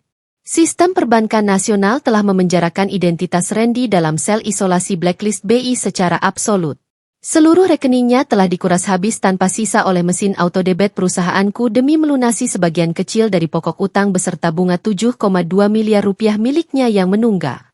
Tidak ada satupun teman arisan Ibu Halimah yang sudi mengangkat telepon mereka setelah skandal penyitaan itu terjadi secara memalukan. Dalam kepanikan mutlak dan ketiadaan tempat bernaung, mereka akhirnya mendatangi alamat yang pernah diberikan Arya beberapa tahun lalu. Sebuah alamat kantor pusat yang selalu mereka asumsikan sebagai tempat suamiku bekerja sebagai staf legal rendahan, dan tempatku mencari uang jajan tambahan untuk sekadar numpang hidup di bawah ketiak orang lain. Ibu Kirana.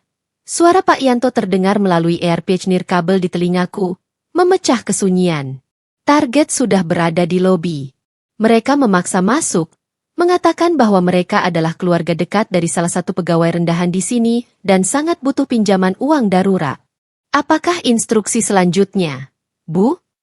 Aku menyandarkan punggungku ke kursi eksekutif yang membingkai posturku dengan sempurna.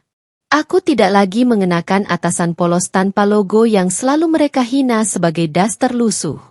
Siang ini, aku memakai setelan blazer Armani haute couture berwarna hitam pekat dengan potongan presisi yang memancarkan otoritas mutlak. Kakiku dibalut oleh sepatu hak tinggi Christian Louboutin yang sol merahnya siap menginjak ego siapapun hingga rata dengan debu. Bawa mereka naik, Pak Yanto.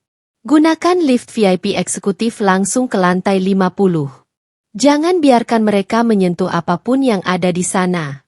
Mari kita sambut keluarga tercinta kita di dalam istana sang gembel ini. Jawabku dengan nada sedingin es di kutub utara. Baik, Nyonya Presiden. Dari layar monitor pengawas, aku melihat Pak Yanto dan dua staf keamanan berbadan tegap menghampiri keluargaku yang sedang berdebat keras dengan resepsionis. Ibu Halimah tampak terkejut saat petugas keamanan berseragam rapi dan mahal itu mengarahkan mereka ke arah deretan lift berlapis emas yang dijaga ketat. Mereka melangkah ragu, saling berpandangan dengan raut kebingungan yang sangat memuaskan untuk ditonton. Randy pasti berpikir bahwa Arya mungkin memiliki atasan yang berbaik hati memberikan pinjaman tunai sekadarnya, tanpa menyadari bahwa ia sedang melangkah secara sukarela ke dalam rahang sang eksekutor sejati. Pintu lift VIP berdesing pelan, bergerak secepat kilat. Dalam hitungan detik, indikator lantai menunjukkan angka 50. Lantai yang hanya bisa diakses secara khusus oleh pemegang hak veto dan jajaran direksi utama Aegis Capital. Pintu ganda dari kayu ek berukir di ruang kerjaku terbuka lebar. Pak Yanto mempersilakan ketiganya masuk ke dalam ruangan seluas 200 meter persegi yang dikelilingi dinding kaca, menyajikan pemandangan cakrawala kota Jakarta secara utuh. Karpet sutra tebal meredam langkah kaki mereka yang gemetar. Randy melangkah masuk terlebih dahulu, matanya membelalak lebar melihat kemewahan absolut yang mengelilinginya secara brutal. Lukisan abstrak asli bernilai miliaran rupiah tergantung di dinding, sementara rak-rak buku berisi dokumen portofolio dan berkas gugatan perdata dari ratusan perusahaan raksasa tersusun rapi di balik lemari kaca anti peluru. Lalu, pandangan mereka perlahan jatuh ke arah ujung ruangan. Tepat di balik meja kerja marmer hitam raksasa yang mendominasi tata ruang. Aku duduk di sana, menyilangkan kakiku dengan keanggunan seorang penguasa tiran yang sedang menatap kawanan pemberontak yang berhasil ditangkap. Di sebelah kananku, Arya berdiri tegak dan angkuh dengan setelan jas Tom Ford yang dijahit khusus untuknya, memancarkan aura predator kelas atas yang sangat kontras dengan tuduhan pengangguran pesakitan yang selalu dilontarkan Ibu Halimah di kampung. Ibu Halimah menjatuhkan kantong kresek hitamnya ke lantai. Mulutnya terbuka lebar, otot rahangnya mengendur nyaris tak bisa mempercayai apa yang ditangkap oleh retina matanya. Kirana? Arya? Gumam Ibu Halimah. Suaranya bergetar hebat memecah keheningan. Apa? Apa yang kalian lakukan di ruangan bos kalian? Jangan lancang duduk di kursi direktur utama. Nanti kalian dipecat dan makin menyusahkan keluarga. Kita ini lagi butuh uang. Kirana. Randy bangkrut. Rumah Randy disita preman berseragam. Aku tidak langsung menjawab ocehan tidak berbobot itu. Aku sengaja membiarkan keheningan yang mencekik menguasai ruangan itu selama beberapa detik. Randy menatap wajahku, lalu menatap logo Aegis Capital raksasa yang terbuat dari baja padat di dinding belakangku. Otaknya yang selama ini hanya dipenuhi ilusi capital gain palsu itu, mulai memproses kepingan puzzle yang secara fatal selalu ia abaikan. Kak Kirana? Randy melangkah maju satu tindak, matanya merah dan dipenuhi keputusasaan yang telanjang. Kenapa? Kenapa kakak ada di sini? Di mana bos besar perusahaan ini? Bang Arya, tolong panggil bosmu. Aku mohon. Aku sangat butuh dana talangan secepatnya. Rumahku, hartaku, semuanya disita oleh perusahaan ini pagi tadi. Mereka membekukan semua uangku di bank. Tolong memohon pada bosmu untuk memberiku sedikit belas kasihan. Arya tersenyum. Bukan senyum ramah seorang kakak ipar, melainkan senyuman seorang direktur hukum kejam yang baru saja memenangkan kasus perdata terbesar dalam karirnya. Kau sedang menatapnya langsung, Randy, ucap Arya dengan suara bariton yang menggema di seluruh penjuru ruangan kedap suara itu. Tidak ada bos lain di atas lantai ini. Kau sedang berdiri di pusat syaraf Aegis Capital, dan wanita yang sedang duduk santai di kursi itu adalah CEO sekaligus pemilik tunggal dari seluruh aset dan piutang yang menjerat lehermu hari ini. Kata-kata Arya menghantam dada Randy layaknya peluru meriam penembus baja. Randy terhuyung ke belakang, menabrak bahu istri parasitnya yang kini membekap mulutnya sendiri karena terkejut hingga tak sanggup bersuara. Tidak mungkin. Bisik Randy, menggelengkan kepalanya dengan liar, menolak kewarasan. Itu mustahil. Kak Kirana cuma ibu rumah tangga bodoh, Bang Arya cuma staf legal rendahan. Kalian miskin. Kalian itu cuma benalu di keluarga ini. Aku berdiri perlahan dari kursiku. Langkahku berirama stabil saat aku memutari meja kerja dan berjalan mendekati mereka. Aura kekuasaanku langsung menyapu bersih sisa-sisa kesombongan mereka hingga ke akarnya. Kau salah besar, adikku sayang. Balasku dengan nada suara datar yang dirancang untuk menusuk hingga ke sumsum tulang. Aku membiarkan kalian memanggilku dengan sebutan gembel. Aku mencuci piring kotor sisa makanan kalian di dapur dengan air sabun. Aku mendengarkan ibuku menghina pakaianku di depan umum. Semua penghinaan itu kulakukan murni untuk melihat seberapa tinggi kau berani membangun ilusi kekayaanmu di atas aset beracun yang sepenuhnya kudaur ulang dari kas uangku. Mata Ibu Halimah berkaca-kaca. Napasnya tersengal seolah ada tangan tak kasat mata yang mencekik lehernya. Fakta brutal bahwa anak perempuan yang selama ini ia buang dan ia rendahkan adalah penguasa mutlak yang memegang nyawa anak laki-laki kebanggaannya, membuat seluruh keyakinan hidupnya runtuh berkeping-keping. Tunggu suara ini. Randy menatapku dengan mata membelalak sempurna. Kepanikan tingkat dewa kini mengunci saraf motoriknya secara total. Memorinya tiba-tiba ditarik pada panggilan telepon daruratnya yang memalukan beberapa jam yang lalu. Wanita di telepon tadi pagi. CEO yang bicara denganku. Ya, Randy. Aku menyela ucapannya dengan senyum asimetris yang paling mematikan. Akulah wanita di ujung telepon yang menolak permohonanmu dengan tegas. Akulah sang dewan direksi yang menyetujui penarikan paksa mobil merah kebanggaanmu. Dan akulah pemegang sertifikat sah satu-satunya dari rumah mewah yang selama ini selalu kau pamerkan di depan ibu kandung kita. Randy jatuh berlutut. Kakinya tak lagi mampu menopang bobot tubuhnya dan beban dosa finansialnya yang maha berat. Kardus berisi pakaian murahnya terjatuh dan isinya berserakan di atas karpet sutra mahal kantorku. Sang miliarder palsu itu kini bersimpuh tak berdaya di kaki sang gembel yang selama ini ia hina habis-habisan. Aku menunduk, menatapnya tanpa setetes pun belas kasihan. Panggung utama sandiwara lebaran ini telah berbalik arah 180 derajat. Di istana pencakar langit ini, aku bukan lagi seorang anak perempuan yang disuruh mencuci piring kotor. Aku adalah hakim agung yang siap membacakan vonis akhir penjeratan utangnya. Dan aku akan memastikan dengan tanganku sendiri bahwa sisa hidupnya tidak akan pernah lebih berharga dari sekadar seonggok sampah sejarah yang membusuk perlahan di sudut sebuah gubuk reot dengan bau selokan yang abadi. Siang ini, di lantai 50 Aegis Tower yang berlapis marmer hitam dan kaca anti peluru, tangga kedaluarsa itu telah jatuh tempo dengan sangat brutal.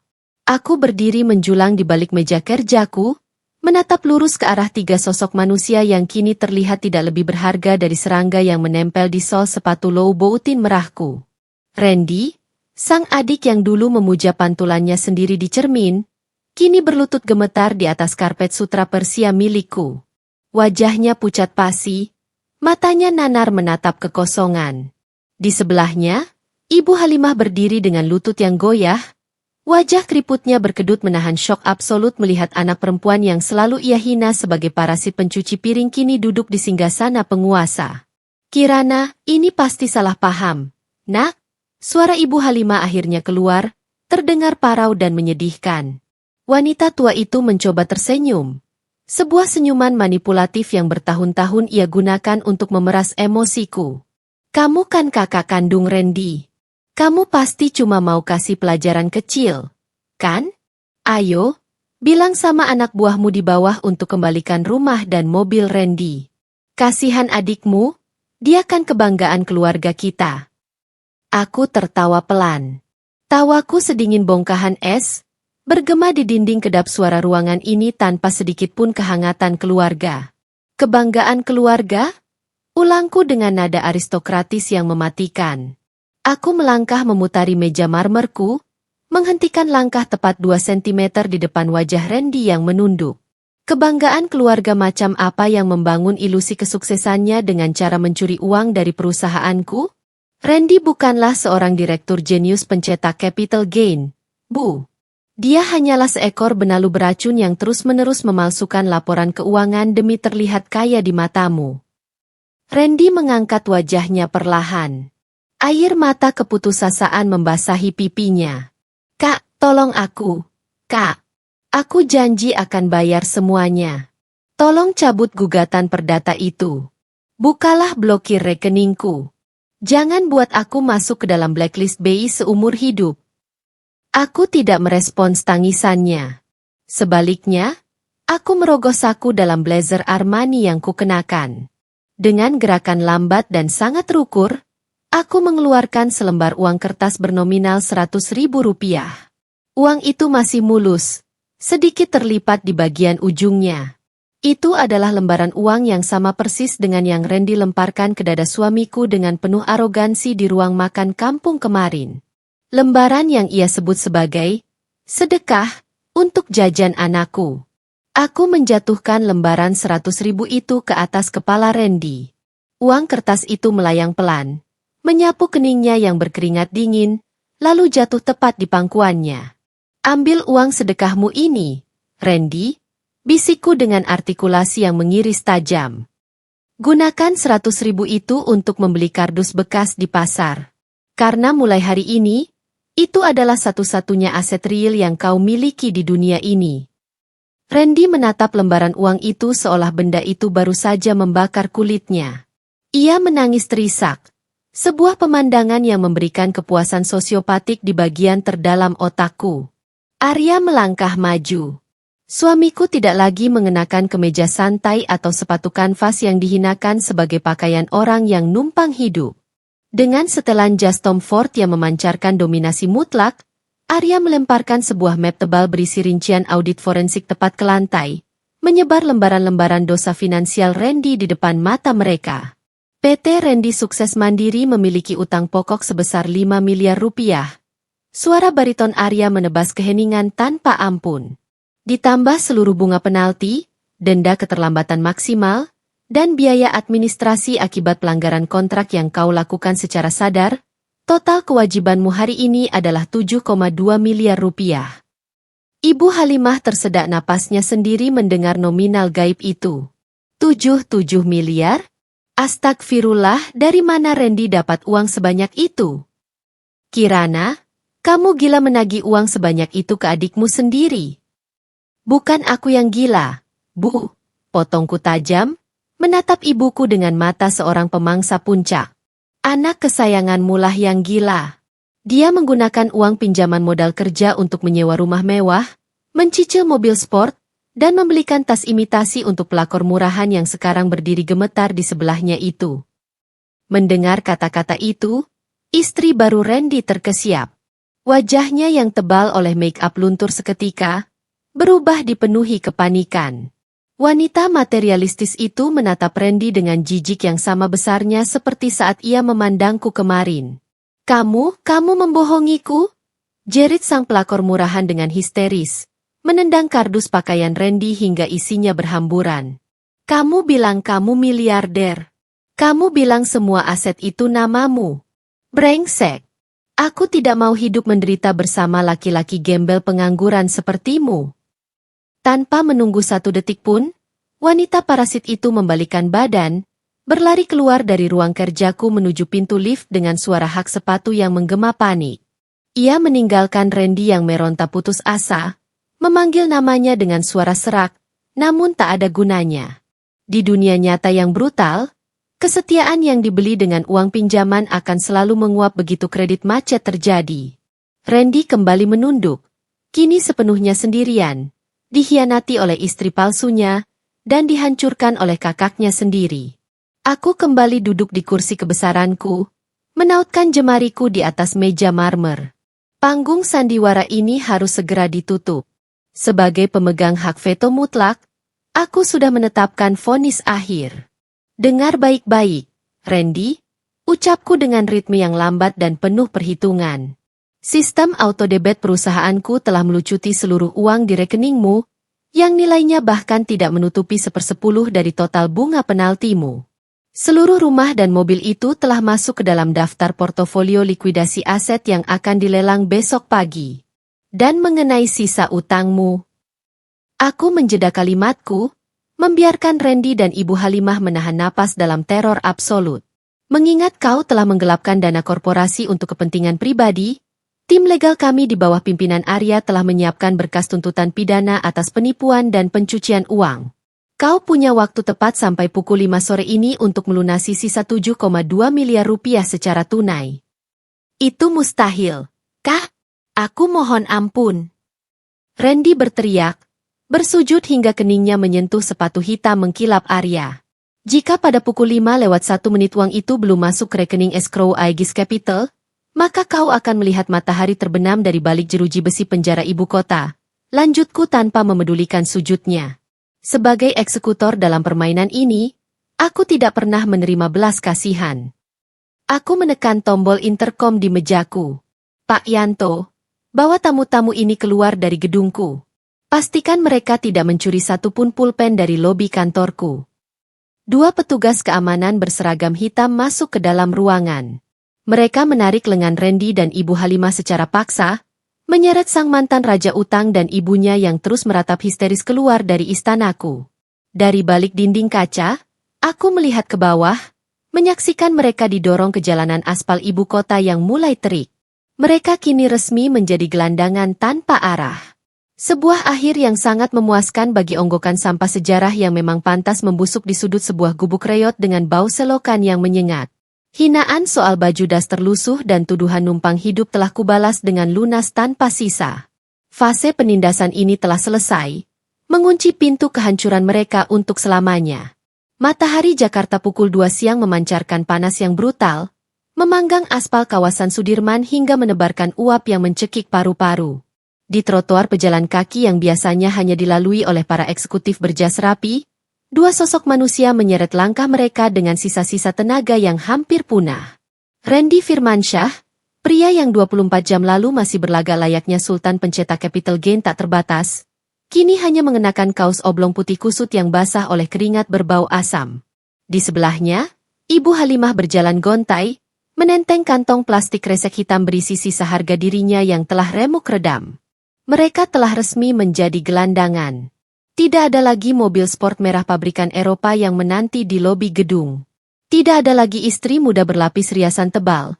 Sang pelakor murahan itu telah menghilang di telan bumi begitu mengetahui saldo rekening suaminya menyentuh angka nol mutlak akibat sapuan sistem autodebit dari mesin algoritma Aegis Capital. Pintu putar kaca gedung pencakar langit di belakang mereka telah terkunci selamanya, menandai batas mutlak antara dunia kekuasaan dan neraka kemiskinan. Randy menjatuhkan kardus mie instan berisi beberapa lembar pakaian murahnya ke atas trotoar. Tubuhnya ambruk, bersandar pada tiang lampu jalan yang panas.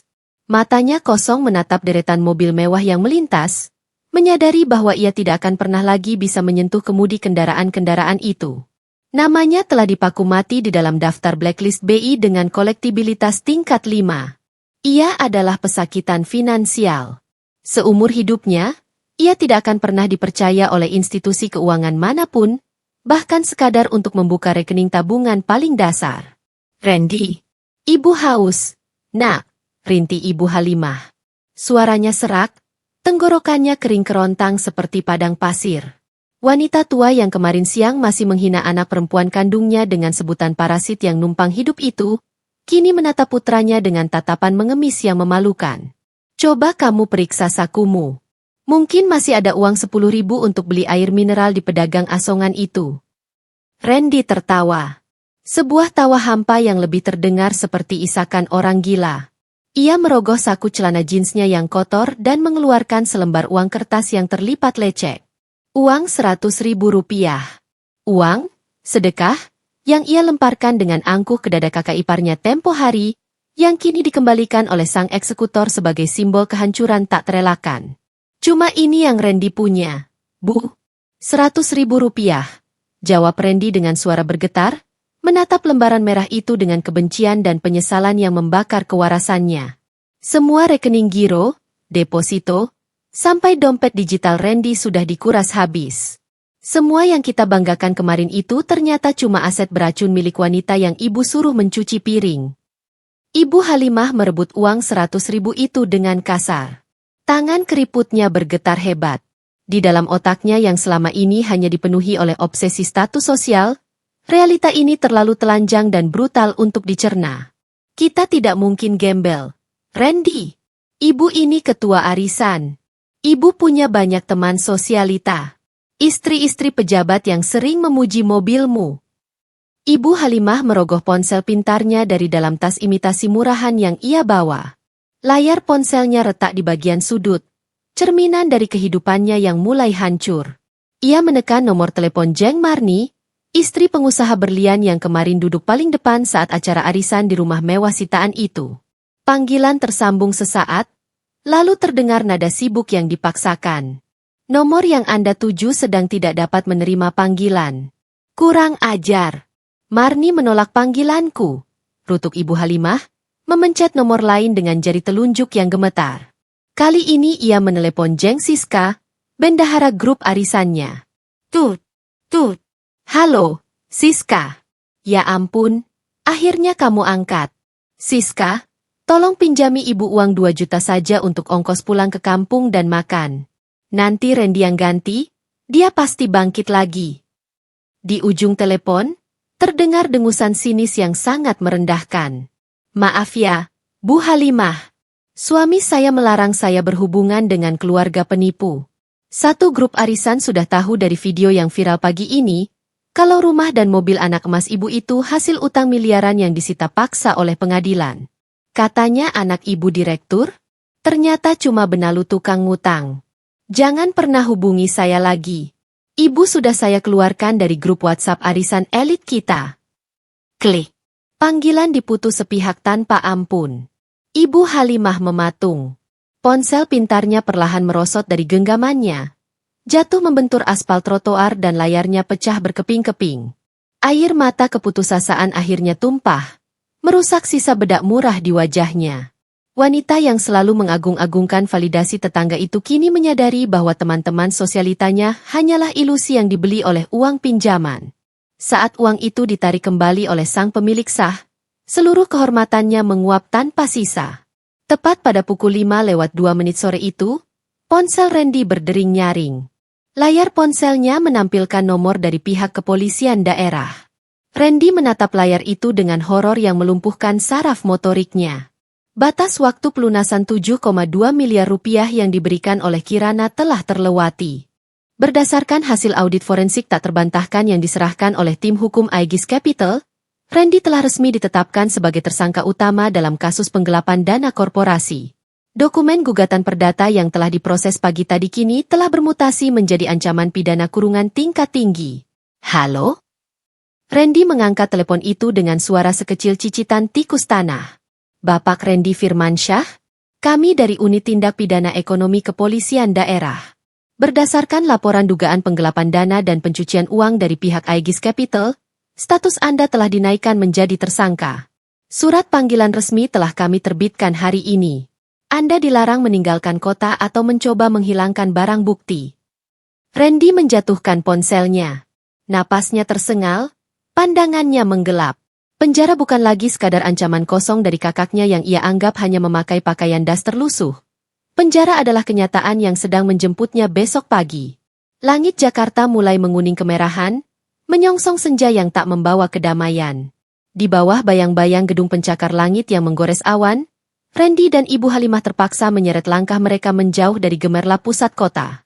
Uang Rp100.000 itu hanya mampu menyewa sebuah tempat bernaung di kawasan kumuh terpinggir ibu kota. Malam itu, mantan Raja Utang dan sang Ratu Sosialita palsu itu tiba di sebuah lorong sempit yang bahkan tidak bisa dilalui oleh sepeda motor. Mereka berdiri mematung di depan sebuah pintu kayu lapuk yang engselnya sudah nyaris lepas. Di dalam ruangan berukuran 3x4 meter itu, lantai semennya lembab dan dinding tripleknya dipenuhi bercak hitam jamur. Sebuah kasur tipis berdebu tergeletak mengenaskan di sudut ruangan. Dan yang paling menyiksa paru-paru kelas menengah mereka, adalah genangan bau selokan hitam pekat tepat di depan pintu masuk. Aroma busuk dari limbah rumah tangga ribuan jiwa di perkampungan padat itu menguar, memenuhi udara, dan menempel di kulit mereka yang dulu selalu disemprot parfum jutaan rupiah. Randy duduk di atas lantai semen yang dingin, menekuk lututnya dan membenamkan wajahnya dalam-dalam. Ibu Halimah menangis terseduh-seduh di atas kasur tipis yang berbau apak. Ini bukan lagi sandiwara. Ini adalah realita absolut dari proses likuidasi aset yang dijalankan oleh pemegang hak veto tertinggi. Seluruh portofolio kebohongan mereka telah dihancurkan rata dengan tanah. Di kejauhan, di puncak menara gading Aegis Tower, di balik dinding kaca anti peluru yang memisahkan dewa dan manusia fana, sang arsitek kehancuran sedang menyesap anggur merah mahalnya. Kirana melihat kelap-kelip lampu dari kawasan pinggiran. Baginya, tangisan Randy dan Ibu Halimah hanyalah statistik yang telah direkonsiliasi di dalam buku besar perusahaannya. Mereka yang dulunya gemar menginjak-injak harga diri orang lain, kini harus merasakan bagaimana rasanya diinjak oleh roda kapitalisme tanpa ampun. Tidak ada maaf, tidak ada restrukturisasi utang. Karma telah disajikan dalam porsi penuh dan absolut. Randy dan ibunya telah sah menjadi seonggok sampah sejarah yang dipaksa menghirup racun dari kesombongan mereka sendiri di dalam gubuk reo tersebut untuk selamanya. Matahari pagi di kawasan kumuh pinggiran Jakarta tidak pernah membawa kehangatan, melainkan hanya menyingkap realita yang lebih menjijikkan. Sinar pucat itu menembus celah-celah atap seng berkarat dari sebuah gubuk reot berukuran 3 kali 4 meter, menyinari debu yang menari di udara lembab. Di dalam ruangan sempit yang dinding tripleknya dipenuhi bercak jamur hitam itu, tidak ada lagi jejak kesombongan.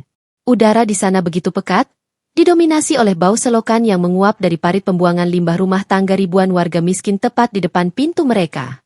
Bau itu menyusup ke setiap pori-pori, menempel abadi pada kulit, dan mencekik paru-paru kelas menengah yang selama ini terbiasa menghirup udara dari mesin pendingin berfilter ganda.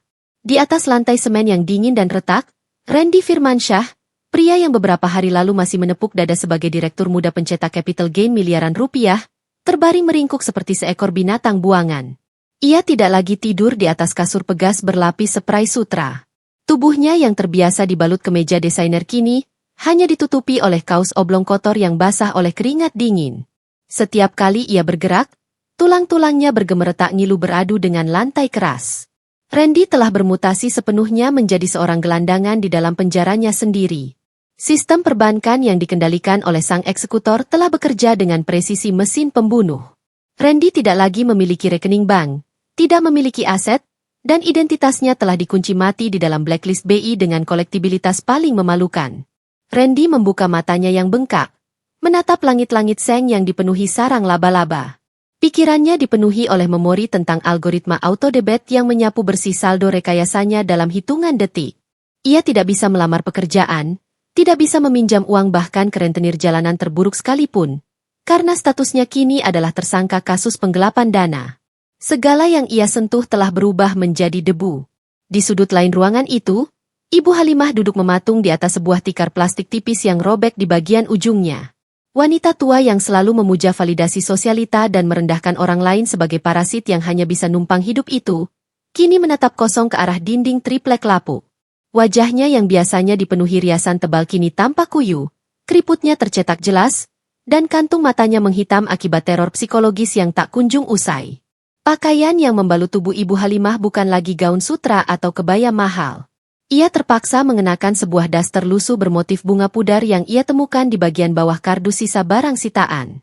Daster itu jauh lebih buruk, jauh lebih murah, dan jauh lebih hina daripada pakaian Loro Piana tanpa logo milik Kirana yang dulu ia caci maki di depan keluarga besar. Ironi ini menamparnya setiap detik. Ia yang selalu merasa pantas menjadi ratu, kini harus menelan kenyataan bahwa dirinya hanyalah seorang ibu dari benalu yang gagal. Perut Ibu Halimah berbunyi nyaring, melolong meminta diisi. Sudah 24 jam penuh mereka tidak menelan apapun selain air keran yang direbus dengan panci berkarat peninggalan penghuni lama. Randy, bangunlah. Suara Ibu Halimah terdengar parau, nyaris seperti rintihan. Ia menggoyangkan bahu putranya dengan tangan yang bergetar hebat. Ibu lapar sekali, Nak. Kau bilang kau mau mencari pekerjaan kasar kemarin. Apakah kau tidak punya uang sepeser pun? 10.000 saja untuk membeli nasi bungkus sisa di warung depan. Randy menepis tangan ibunya dengan kasar.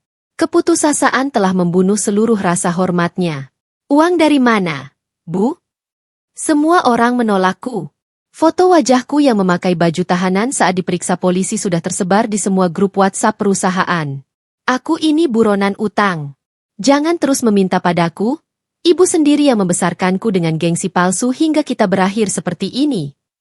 Ibu Halimah terkesiap. Dadanya sesak seolah baru saja dihantam godam raksasa.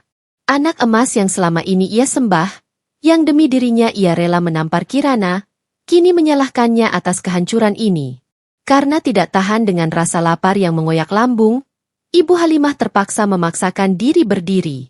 Ia mengambil kantong plastik hitam, berniat mengemis atau mencari sisa makanan di pasar kumuh yang berjarak beberapa ratus meter dari gubuk mereka. Begitu ia membuka pintu kayu lapuk itu, bau selokan hitam kembali menerjang wajahnya, disusul oleh tatapan mematikan dari realitas sosial yang baru.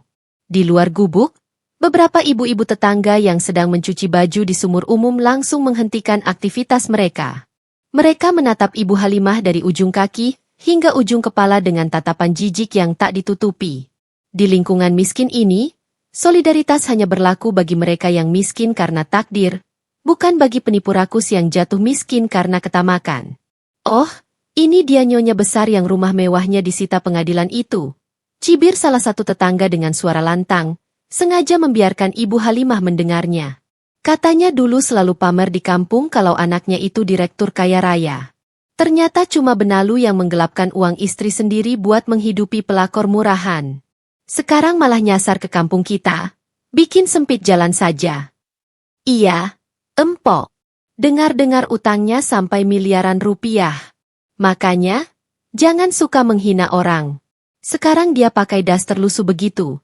Lebih gembel dari kita yang tiap hari makan tempe, sahut tetangga lainnya, diiringi tawa merendahkan yang menyayat sisa-sisa harga diri Ibu Halimah hingga berdarah-darah. Ibu Halimah menundukkan wajahnya dalam-dalam, menahan air mata penghinaan yang membakar kelopak matanya. Wanita yang dulu berkuasa di meja arisan elit ini terpaksa berjalan tertatih-tatih melewati genangan air kotor, menerima setiap cemoohan tanpa berani membalas. Ia yang dulu dengan congkak mengusir Kirana ke dapur, kini sedang diusir secara sosial oleh kasta yang paling bawah sekalipun. Tepat ketika Ibu Halimah baru melangkah sejauh 5 meter, seorang kurir bermotor masuk ke dalam gang sempit itu.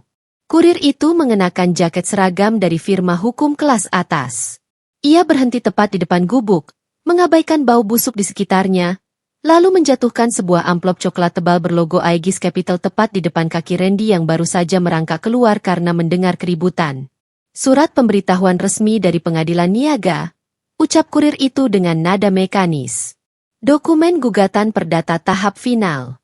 Seluruh sisa utang pokok dan bunga penalti senilai 7,2 miliar rupiah telah diputuskan berstatus inkrah. Jika tidak ada pembayaran dalam waktu 3 kali 24 jam, status pidana penggelapan Anda akan langsung dieksekusi dengan penjemputan paksa oleh pihak kejaksaan. Kurir itu memutar balik motornya dan pergi, meninggalkan Randy yang mematung dengan wajah seputih mayat. Angka miliaran itu kembali menghantuinya. Kali ini bukan di ruang rapat berpendingin udara, melainkan di tengah jalanan kumuh yang disaksikan oleh puluhan mata tetangga yang menertawakannya. Seluruh aset beracun miliknya telah dilelang, seluruh ilusi portofolio investasinya telah dilenyapkan melalui audit forensik tak terbantahkan yang dilakukan oleh Arya. Ia kini tidak memiliki apapun selain baju yang melekat di badannya. Di saat yang sama, jauh di atas sana, di sebuah penthouse mewah yang dinding kacanya menyajikan pemandangan cakrawala kota secara utuh, Kirana duduk menyilangkan kakinya dengan sangat elegan. Di tangannya terdapat secangkir teh Darjeeling hangat yang mengepulkan aroma ketenangan absolut. Layar tablet di atas meja kacanya baru saja menampilkan laporan pengiriman dokumen hukum tersebut. Laporan itu menyatakan bahwa target telah menerima vonis akhirnya di gubuk reot tersebut. Kirana tersenyum tipis. Sebuah senyuman sosiopatik milik seorang pemegang hak veto yang baru saja selesai membersihkan kotoran dari sepatunya. Ia tidak merasakan secuil pun belas kasihan. Melihat ibu kandungnya kelaparan dan adiknya diinjak-injak oleh realita, adalah sebuah simfoni kemenangan yang paling memuaskan. Mereka tidak pernah menjadi keluarganya. Mereka hanyalah seonggok sampah sejarah yang memang ditakdirkan untuk membusuk dan dilupakan. Keadilan finansial tidak mengenal ikatan darah, dan Kirana telah membuktikan bahwa di atas panggung kapitalisme yang brutal ini, sang kreditur bayangan adalah satu-satunya dewa yang berhak menjatuhkan hukuman mati. Malam turun menyelimuti langit Jakarta. Namun di sudut-sudut jalanan kumuh ibu kota, kegelapan tidak pernah benar-benar membawa kedamaian. Di bawah pendar cahaya lampu neon 5 watt yang berkedip sekarat, sebuah warung tenda pecel lele kaki 5 berdiri di atas trotoar yang basah dan lengket oleh tumpahan minyak. Asap sisa pembakaran arang dan lemak ikan menguar ke udara, bercampur menjadi satu dengan bau selokan pekat yang menggenang hitam tepat di bawah kaki para pelanggan yang sedang makan. Di sudut paling gelap dari warung tenda tersebut, jauh dari hingar-bingar jalan raya, seorang wanita tua duduk berjongkok di atas sebuah kursi plastik kecil yang kakinya sudah retak. Wanita itu adalah Ibu Halimah.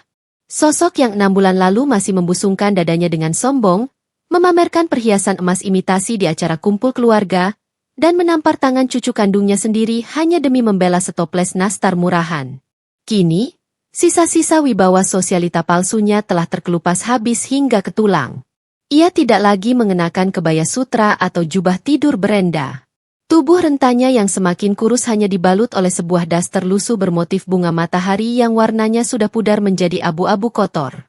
Kain tipis itu penuh dengan cipratan air sabun, noda kecap, dan sisa lemak dari piring-piring kotor yang menggunung di hadapannya. Kedua tangannya tenggelam di dalam dua buah ember besar berisi air keruh. Tangan yang dulu ia gunakan untuk memuja anak emasnya, kini keriput, melepuh, dan dipenuhi luka goresan akibat gesekan serabut kawat cuci piring. Sabun colek kualitas terendah yang disediakan oleh pemilik warung menggerogoti kulitnya tanpa ampun, menimbulkan perih yang tak tertahankan setiap kali ia menyikat kerak nasi dari piring melamin. Karma memiliki selera humor yang sangat puitis dan tanpa ampun. Dulu, di hari lebaran yang seharusnya suci, Ibu Halimah dengan congkaknya memerintahkan Kirana, anak perempuan yang ia anggap sekadar parasit dan gemar numpang hidup, untuk mencuci tumpukan piring kotor bekas makan siang keluarga. Ia merendahkan Kirana layaknya pelayan. Hari ini, roda semesta telah berputar dan menggilasnya hingga rata dengan aspal. Ia kini benar-benar menjadi pelayan rendahan. Seorang gelandangan yang terpaksa menjual sisa tenaganya hanya demi ditukar dengan 2 bungkus nasi sisa dan uang koin puluhan ribu rupiah. Di saat Ibu Halimah menyikat piring-piring kotor itu di bawah rintik hujan gerimis, memori tentang putra kesayangannya, Randy, terus menyiksa batinnya layaknya belati berkarat. Sang mantan sultan palsu itu kini tak lagi bisa menyombongkan mobil sport atau mengoceh tentang capital gain di meja arisan. 3 bulan yang lalu, palu hakim di pengadilan niaga dan pidana telah diketuk dengan sangat keras. Berdasarkan hasil audit forensik setebal ratusan halaman yang diserahkan oleh Arya, Randy divonis bersalah atas kejahatan penggelapan dana korporasi tingkat berat. Tidak ada satupun pengacara yang sudi membelanya. Seluruh nama baiknya telah hancur lebur di dalam daftar blacklist BI. Randy dijatuhi hukuman kurungan penjara selama 8 tahun tanpa remisi, ditambah dengan denda gugatan perdata senilai 7,2 miliar rupiah yang otomatis mengubahnya menjadi budak utang seumur hidup. Seluruh rumah mewah, mobil, dan perabotan yang dulu ia banggakan telah lenyap, disapu bersih oleh proses likuidasi aset yang tereksekusi sempurna. Bahkan istri barunya, sang pelakor murahan yang dulu menempel manja, telah melarikan diri pada detik pertama saldo rekening Randy dikuras habis oleh sistem autodebit perusahaan Kirana. Mereka berdua, ibu dan anak itu, benar-benar bermutasi menjadi sampah sejarah yang tak diinginkan oleh siapapun di dunia ini. Dari balik gemerlap lampu jalanan, sekitar 20 meter dari warung tenda kumuh tempat Ibu Halimah bekerja, sebuah mobil Bentley Flying Spur berwarna hitam pekat menepi perlahan. Mesin W12 ganda di bawah kap mobil itu menderu nyaris tanpa suara, memancarkan dominasi absolut dari kasta tertinggi rantai makanan ibu kota. Kaca film vikul tingkat kegelapan maksimal menyembunyikan 2 sosok penguasa yang duduk di jok kulit napa berkualitas premium di dalamnya. Di balik kemudi, Arya duduk dengan postur tegap seorang aristokrat, mengenakan jas bespoke yang harganya setara dengan biaya hidup seumur hidup di kampung kumuh tersebut. Di kursi penumpang, Kirana duduk menyilangkan kakinya dengan sangat elegan. Ia mengenakan gaun sutra hitam Givenchy yang memancarkan aura Dewi Kematian yang baru saja selesai memanen jiwa-jiwa berdosa. Udara di dalam kabin mobil itu diatur pada suhu presisi, disaring dengan filter ionizer yang memastikan tidak ada satupun partikel debu kemiskinan yang berani menyentuh kulit mereka. Mata Kirana yang setajam silet bedah menatap lurus menembus kaca jendela yang diturunkan setengah inci. Pandangannya terkunci pada sosok wanita tua berdaster yang sedang membungkuk di depan ember cucian piring.